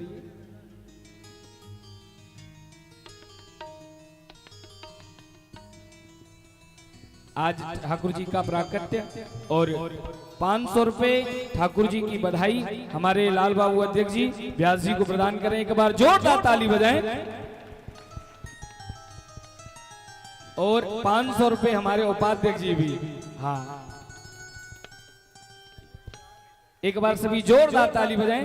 अब हमारे एक एक करके आप सभी पूजन करेंगे। ये वहां बिठाइए शिरादे। हाँ, एक एक कर करके देखिए, मैं निवेदन करूंगा जो मंच पर बैठे हैं ना, वो पूजन करके मंच से नीचे उतर जाएंगे सभी लोग। मंच पर कोई भी नहीं रहेगा। हाथ जोड़ के निवेदन है सभी से। हाँ, सभी इधर की साइड में आ जाएंगे पूजन करते हो, क्योंकि थोड़ा सा सभी व्यवस्था बनाएंगे। और एक एक करके अब हमारे सभी समितिजन और जितने भी हमारे मंच पर हैं सभी पहले आप पूजन कर लें। एक एक करके सभी फिर भगवान को बधाई देंगे। इसके बाद सभी को मंच के द्वारा बधाई मिलेगी। ठाकुर जी की बधाई सभी को मिलेगी। देखिए, कुछ पाने के लिए थोड़ा सब्र रखना पड़ता है, तो थोड़ा सा आप भी धैर्य रखिए। सभी ठाकुर जी का पूजन करते हुए आप सभी बड़े ही धूमधाम से फिर नंद उत्सव भी मनाएंगे। श्री राधे। हे चलो देखिया में नंद घर लाला हुआ, चलो देखिया में नंद घर लाला हुआ, चलो देखिया में नंद घर लाला हुआ, चलो देखिया में नंद घर लाला हुआ, चलो देखिया में नंद घर लाला हुआ, चलो देखिया में नंद घर लाला हुआ। ए जी लाला हुआ, जी लाला हुआ, ए जी लाला हुआ, नंद लाला हुआ। ए चलो देखिया में नंद घर लाला हुआ, चलो देखिया में नंद घर लाला हुआ, चलो देखिया में नंद घर लाला हुआ, चलो देखिया में नंद। देखिए, मैं पहले ही निवेदन कर रहा था कि यहाँ कोई भीड़ नहीं करेगा। अगर आप ऐसे करेंगे तो कैसे पूजन होगा, कैसे व्यवस्था बनेगी। सभी पूजन करते हुए उतरते चलें, सभी से मेरा निवेदन है। श्री राधे। देखिए, कोई फोटो ना खींचे। अभी जिन्होंने पूजन कर लिया वो अपने स्थान पर जाके बैठ जाए। खड़ा कोई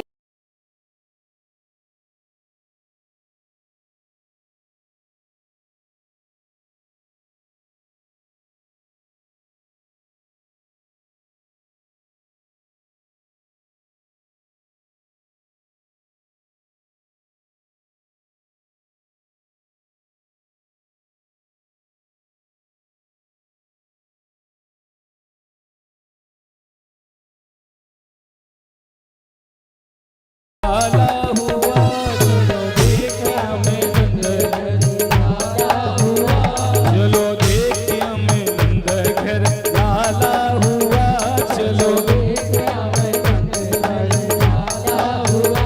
ए जी लाला हुआ, गोपाला हुआ, ए जी लाला हुआ, गोपाला हुआ। हाँ जी लाला हुआ, गोपाला हुआ।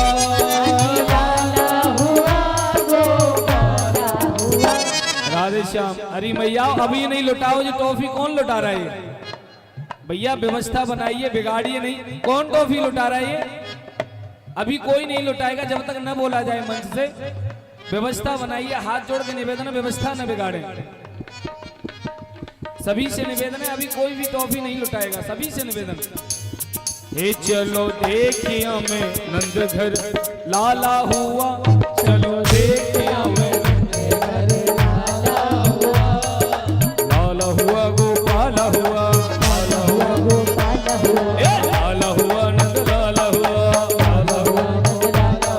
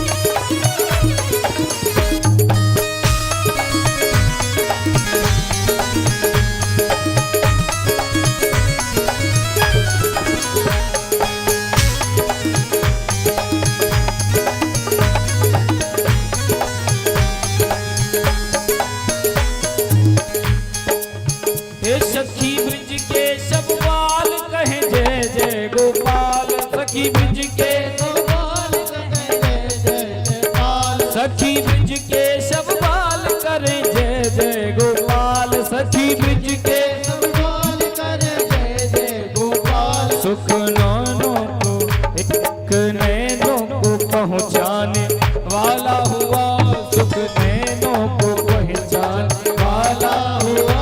चलो देखिए हमें नंद घर लाला हुआ, चलो देखिए हमें लाला हुआ।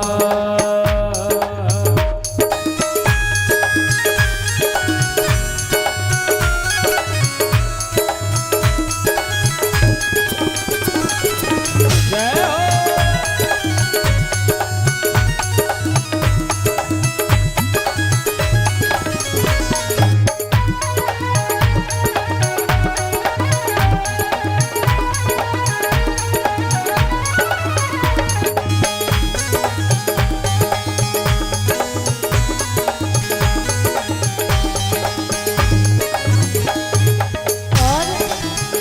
देखिए जिन्होंने पूजन कर लिया है वो जल्दी जल्दी उतरते जाएंगे। और अब जिनका भाव है एक एक दो दो करके भगवान का पूजन करने के लिए, बधाई देने के लिए मंच पर आ सकते हैं। जो भी माताएं बहनें भैया जी लोग आना चाहें तो एक एक दो दो करके मंच पर भगवान का पूजन करने के लिए आ सकते हैं। और ज़्यादा देर तक मंच पर कोई रुकेगा नहीं। जिन्होंने पूजन कर लिया वो अति शीघ्र मंच से नीचे उतरते जाएंगे। जय हो।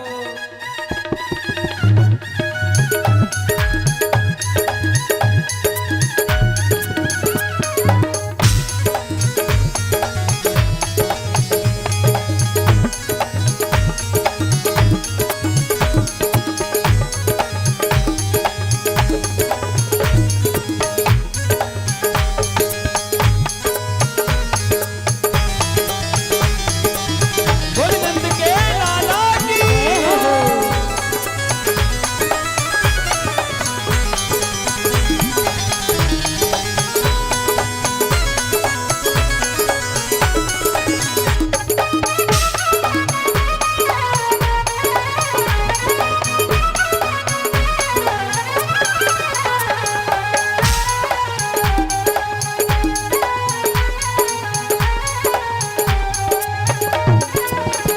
बाजे शंख घड़ियाल जन्म लीनो गोपाल, बाजे शंख घड़ियाल जन्म लीनो गोपाल, बाजे शंख घड़ियाल जन्म लीनो गोपाल, बाजे शंख घड़ियाल जन्म लीनो गोपाल। भैया मर्दन में लाल नच दे दे के ताल, भैया मर्दन में लाल नाच दे दे के ताल। झूले अंगना में ये झूले अंगना में पलना जा डाला हुआ, झूले अंगना में पलना जा डाला हुआ।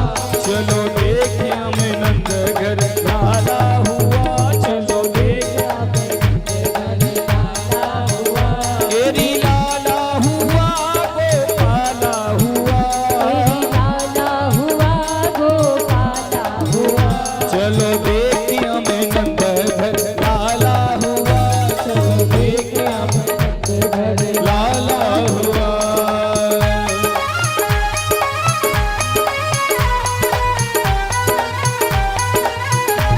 नंद जी लाला की जय हो।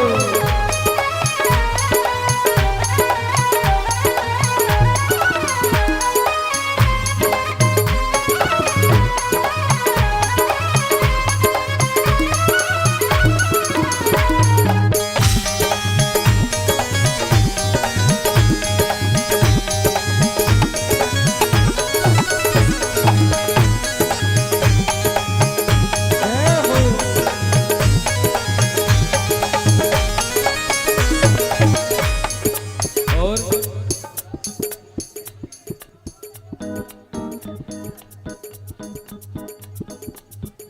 प्रगटे ब्रिज में महाराज आज करने को काज, प्रगटे ब्रिज में महाराज आज करने को काज, प्रगटे ब्रिज में ब्रजराज करने भक्तों के काज, प्रगटे ब्रज में महाराज करने भक्तों के काज। आया सारा समाज दर्शन करने को आज, आया सारा समाज दर्शन करने को आज, आया सारा समाज दर्शन करने को आज, आया सारा समाज दर्शन करने को आज। सुख नैनों को पहुँचाने वाला हुआ,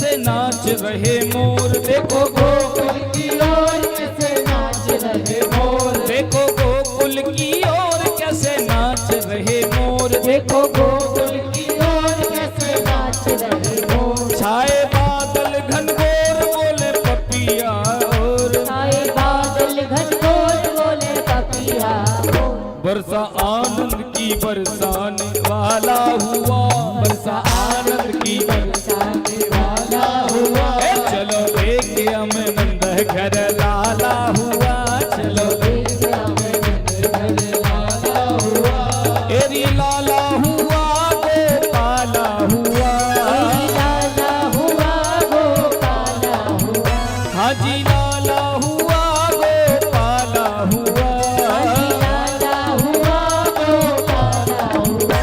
चलो देखी हमें, चलो देखी हमें, चलो देखी हमें नंद घर लाला हुआ, चलो देखी हमें नंद घर लाला हुआ, एरी लाला हुआ गोपाला हुआ, जी लाला हुआ गोपाला हुआ, हाजी लाला हुआ नंद लाला हुआ, जी लाला हुआ नंद लाला हुआ।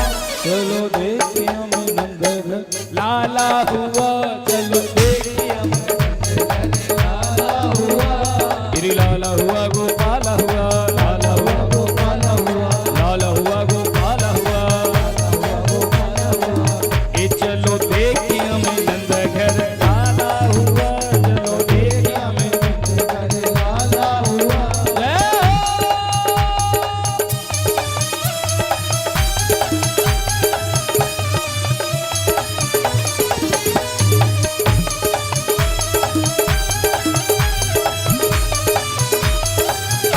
जय हो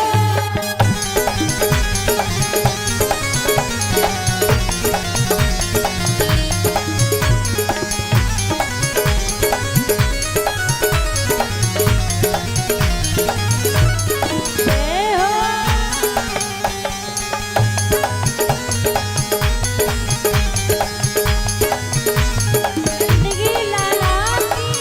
जय हो।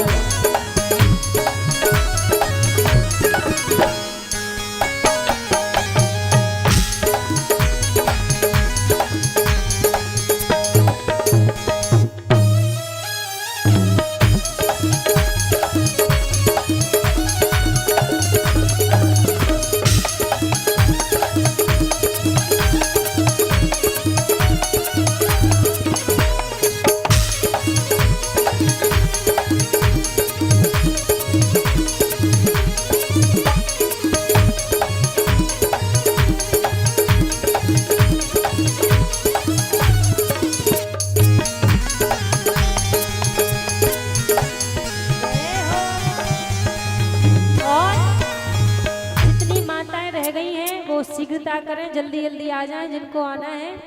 जो भी माताएं बहनें रह गई हैं जल्दी जल्दी सभी आ जाएं पूजन करने के लिए। उसके बाद सभी आज के उत्सव का आनंद लेंगे। तो जिनका भी भाव है, जो भी माताएं रह गई हैं, तो वो जल्दी जल्दी आ जाएं पूजन करने के लिए। फिर सभी आज नंदोत्सव का सभी यहाँ पर आनंद लेंगे। श्री राधे। देखिए समय पर्याप्त है, सभी से निवेदन है जो पूजन करना चाहते हैं शीघ्र आकर के ठाकुर जी को बधाई दें। इसके बाद आप सभी को मंच के द्वारा बड़ी सुंदर ठाकुर जी की बधाई वितरण होगी। नंद उत्सव बड़े धूमधाम से मनाया जाएगा। तो मेरा निवेदन है जो भी रह गए हैं सभी आप सभी शीघ्र आ जाएं, सभी शीघ्र आकर और ठाकुर जी को बधाई देते हुए अपनी जगह पर बैठेंगे। इसके बाद आप हम सभी बड़े ही धूमधाम से नंद उत्सव मनाएंगे। हे बधैया बाजे नंदजू के अंगना, बधैया बाजे नंदजू के अंगना, बधैया बाजे नंदजू के अंगना, बधैया बाजे नंदजू के अंगना, बधैया बाजे नंदजू के अंगना।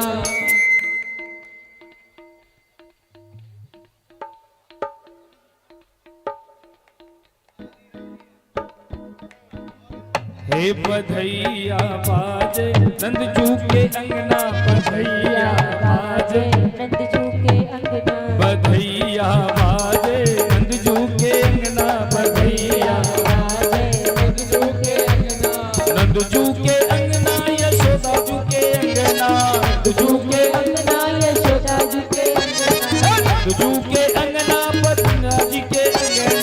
नंद जू के अंगना यशोदा झुके बधैया बाज नंद जू के अंगना बधैया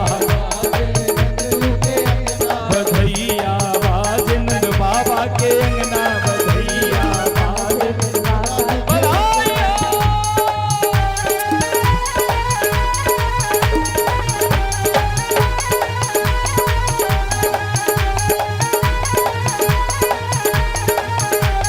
जय हो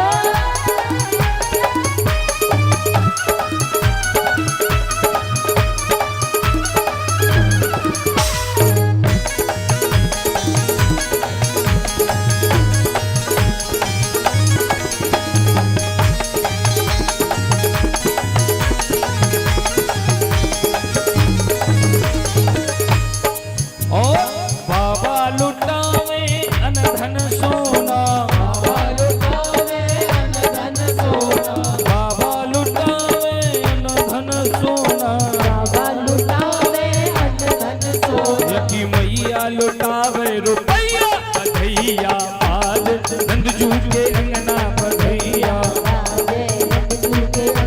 बधैया बाजे नंद जू के अंगना बधैया नंद जू के अंगना यशोदा जी के अंगना यशोदा झुके अंगना नंद जू के अंगना यशोदा जू के अंगना झुके अंगना यशोदा झुके अंगना बधैया बाजे नंद जू के अंगना बधैया बाजे बधाइया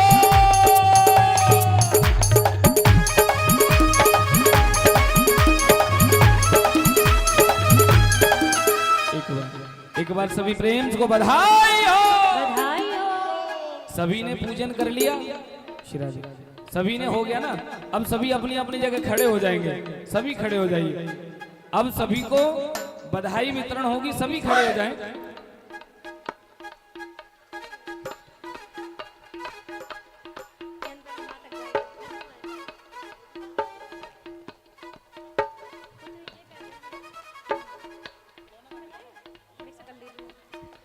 दोनों हाथ उठा करके सभी अरे भैया ये क्या है दोनों हाथ में बधाई हो हे ब्रज में है रही जय जयकार नंद घर लाला जायो है हे ब्रज में है रही जय जयकार नंद घर लाला हे ब्रज में है रही जय जयकार नंद घर लाला जायो है ब्रज में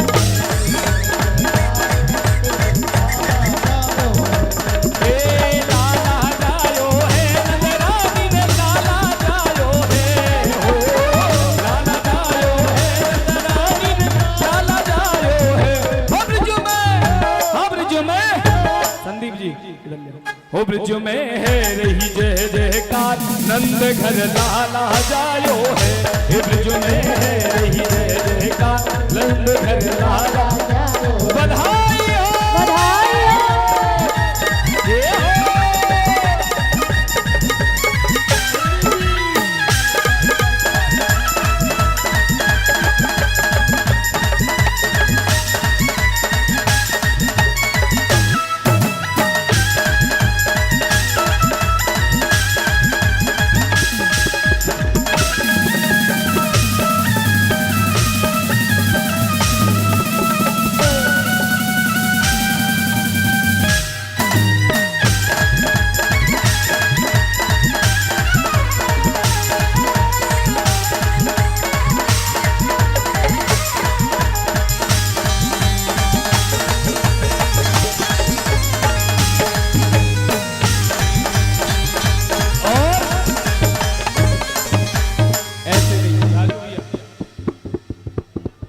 किस किस को बधाई चाहिए दोनों हाथ उठाइए पहले सभी सभी दोनों हाथ उठाकर सभी मस्ती में झूमते हुए कहें हे ब्रज में है रही जय जयकार नंद घर लाला जायो है ब्रज में है रही जय जयकार नंद घर लाला जायो हे लाला जायो है नंद रानी ने लाला जायो है हो लाला जायो है नंद रानी ने लाला जायो है ब्रज में जय हो ब्रज में जय हो ब्रज में है रही जय जयकार नंद घर लाला जायो है ब्रज में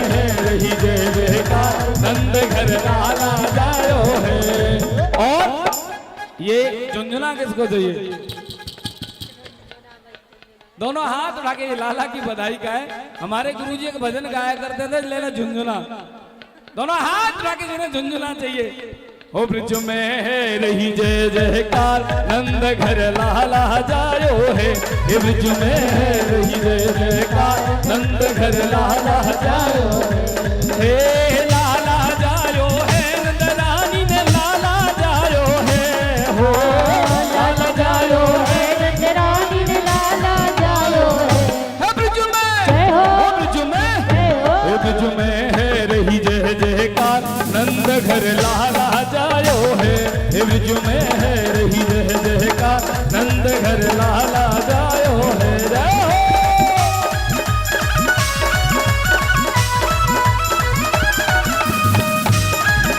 बधाई हो।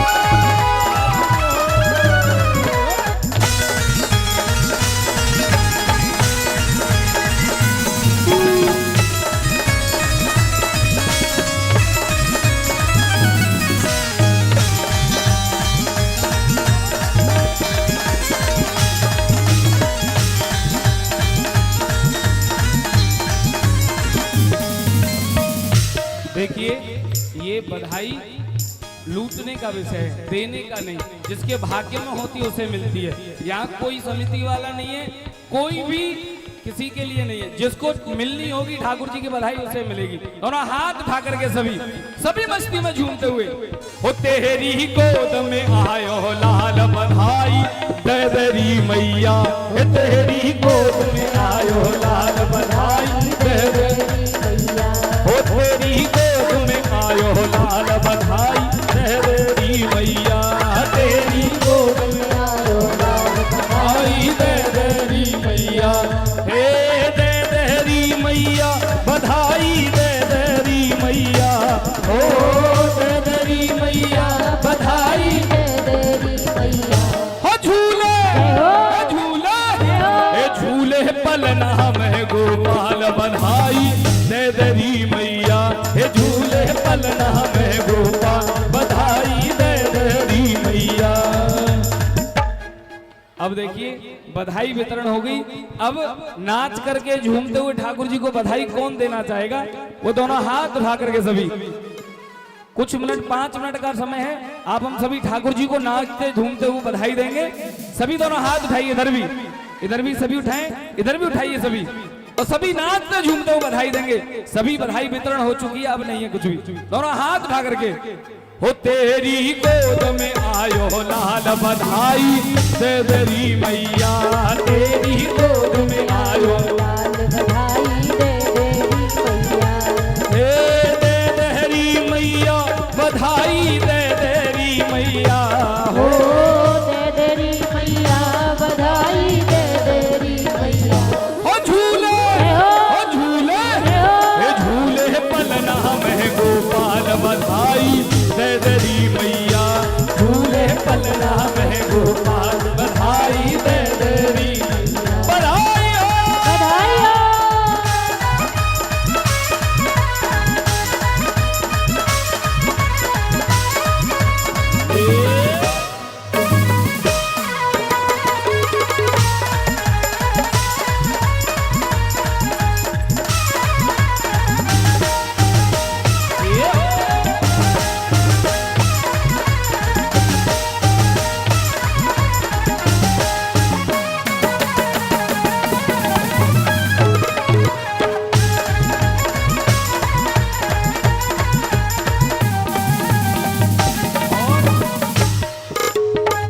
ऐसे नहीं, सभी दोनों हाथ उठाएं और सभी नीचे आ जाइए। आप सभी सामने आ जाएं।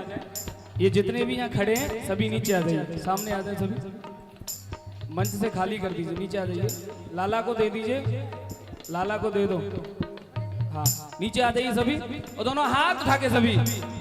हे नंद जी के अंगना में बज रही आज बधाई, नंद जी के अंगना में बज रही आज बधाई। नंद जी के अंगना में बज रही आज बधाई, नंद जी के अंगना में बज रही आज बधाई।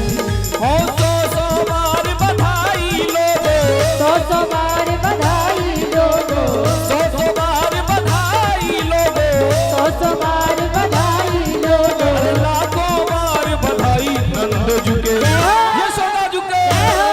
नंद के अंगना में बजी रही आज बधाई, नंद के अंगना में बज रही आज बधाई। आप लोगों को खुशी नहीं है ठाकुर जी की? उधर क्या देख रहे हो? उधर कुछ नहीं है, इधर देखिए। का माई इधर देखी तो नहीं? हाँ, दोनों हाथ भागे कही बधाई हो, बधाई हो, लाला की बधाई हो, बधाई हो। दोनों हाथ रखे। हे नंद जी के अंगना में बज रही आज बधाई, नंद जी के अंगना में बज रही आज बधाई। हे नंद घर आनंद भयो जय कन्हैया लाल की, नंद घर आनंद भयो जय कन्हैया लाल की, हो जय कन्हैया लाल की, गिरधर गोपाल की, जय कन्हैया लाल की, गिरधर गोपाल की, जय कन्हैया लाल की, गिरधर गोपाल की, जय कन्हैया लाल की, गिरधर गोपाल नंद जी के अंगना में बजी रही आज बधाई, नंद जी के अंगना में बजी रही आज बधाई हो।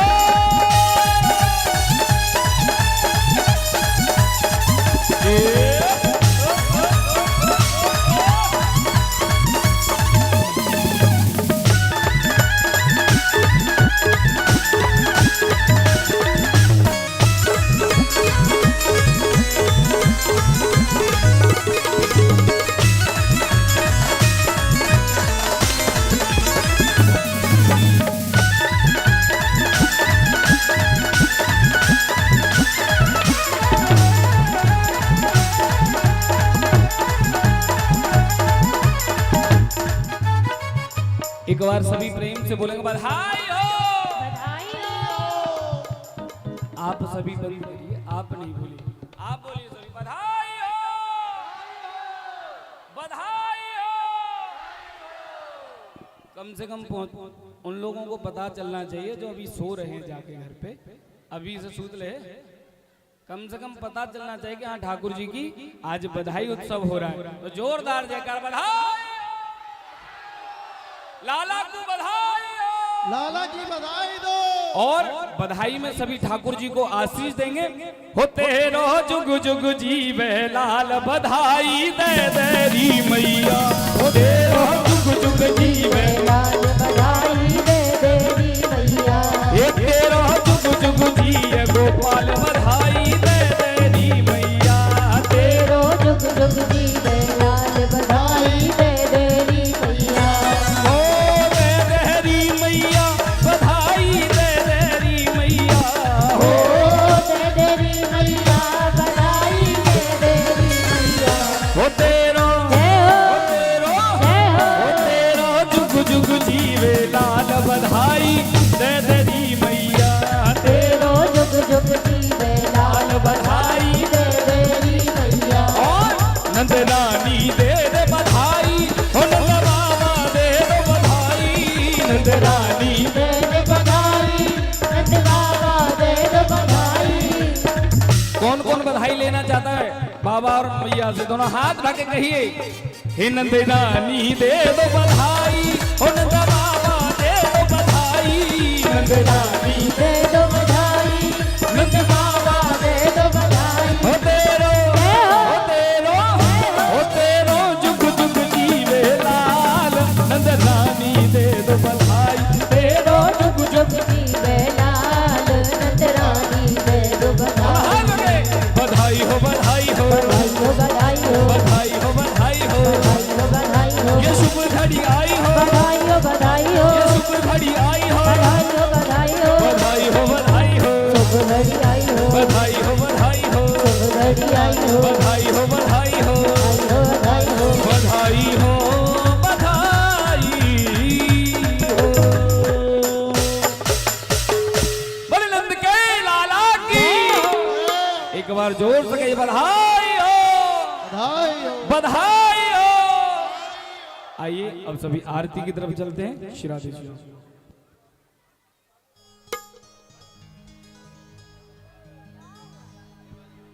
कोई भी बिना प्रसाद के नहीं जाएगा, सभी प्रसाद लेके जाएं।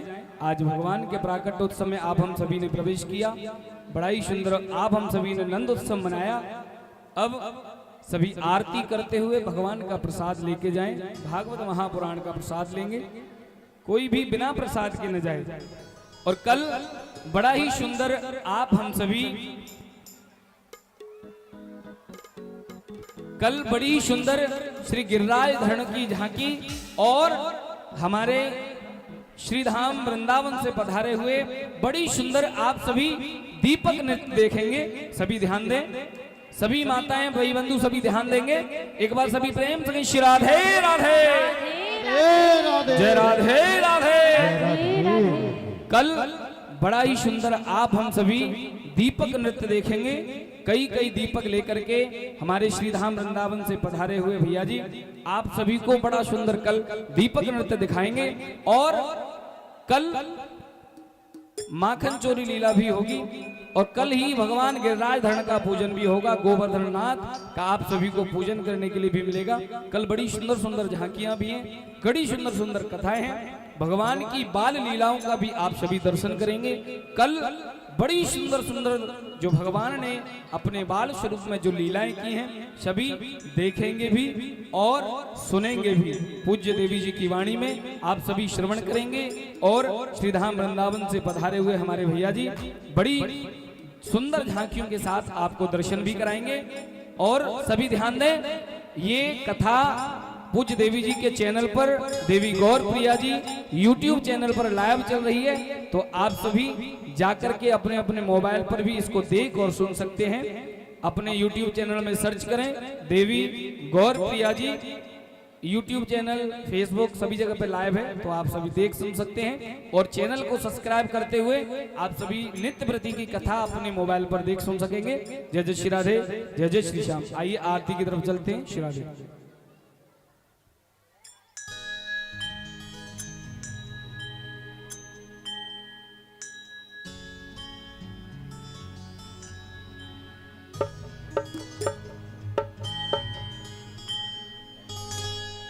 हरि ओम चंद्रमा मनसो जाति चक्षु सूर्यो वजायत श्रोत्राद्वादश प्राणिशुमुखदग्नेन जायत।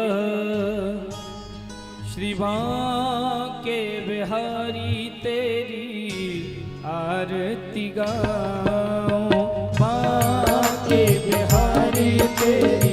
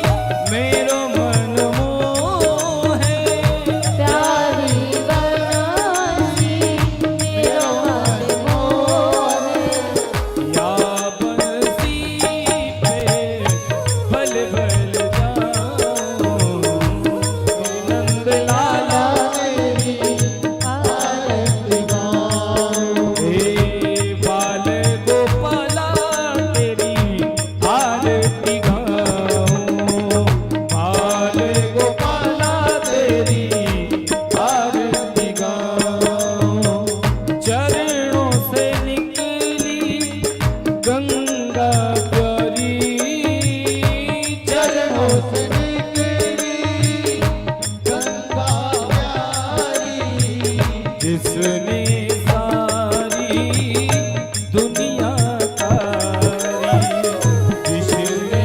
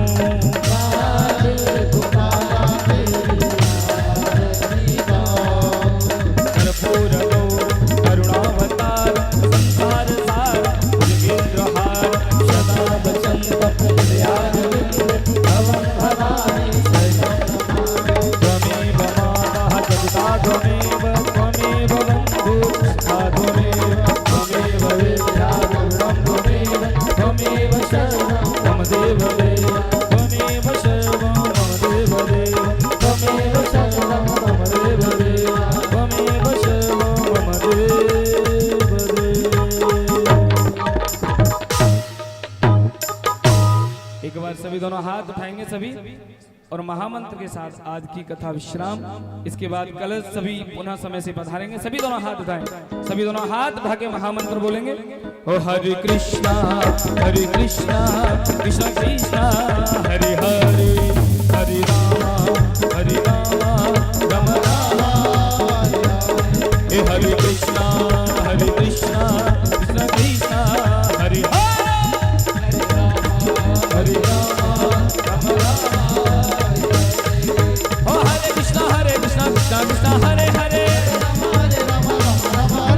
हरे कृष्ण कृष्ण कृष्ण हरे हरे। दोनों हाथ उठा के सभी दोनों हाथ उठाएंगे।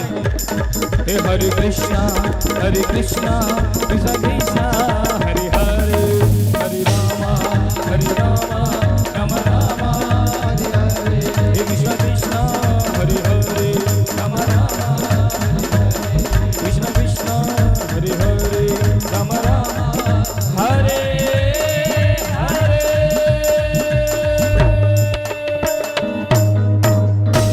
बोले भक्त वत्सल भगवान की जय हो। भागवत महापुराण की यज्ञ नारायण भगवान की शिव वृंदावन धाम की बांके बिहारी लाल की यज्ञ नारायण भगवान की धर्म की अधर्म का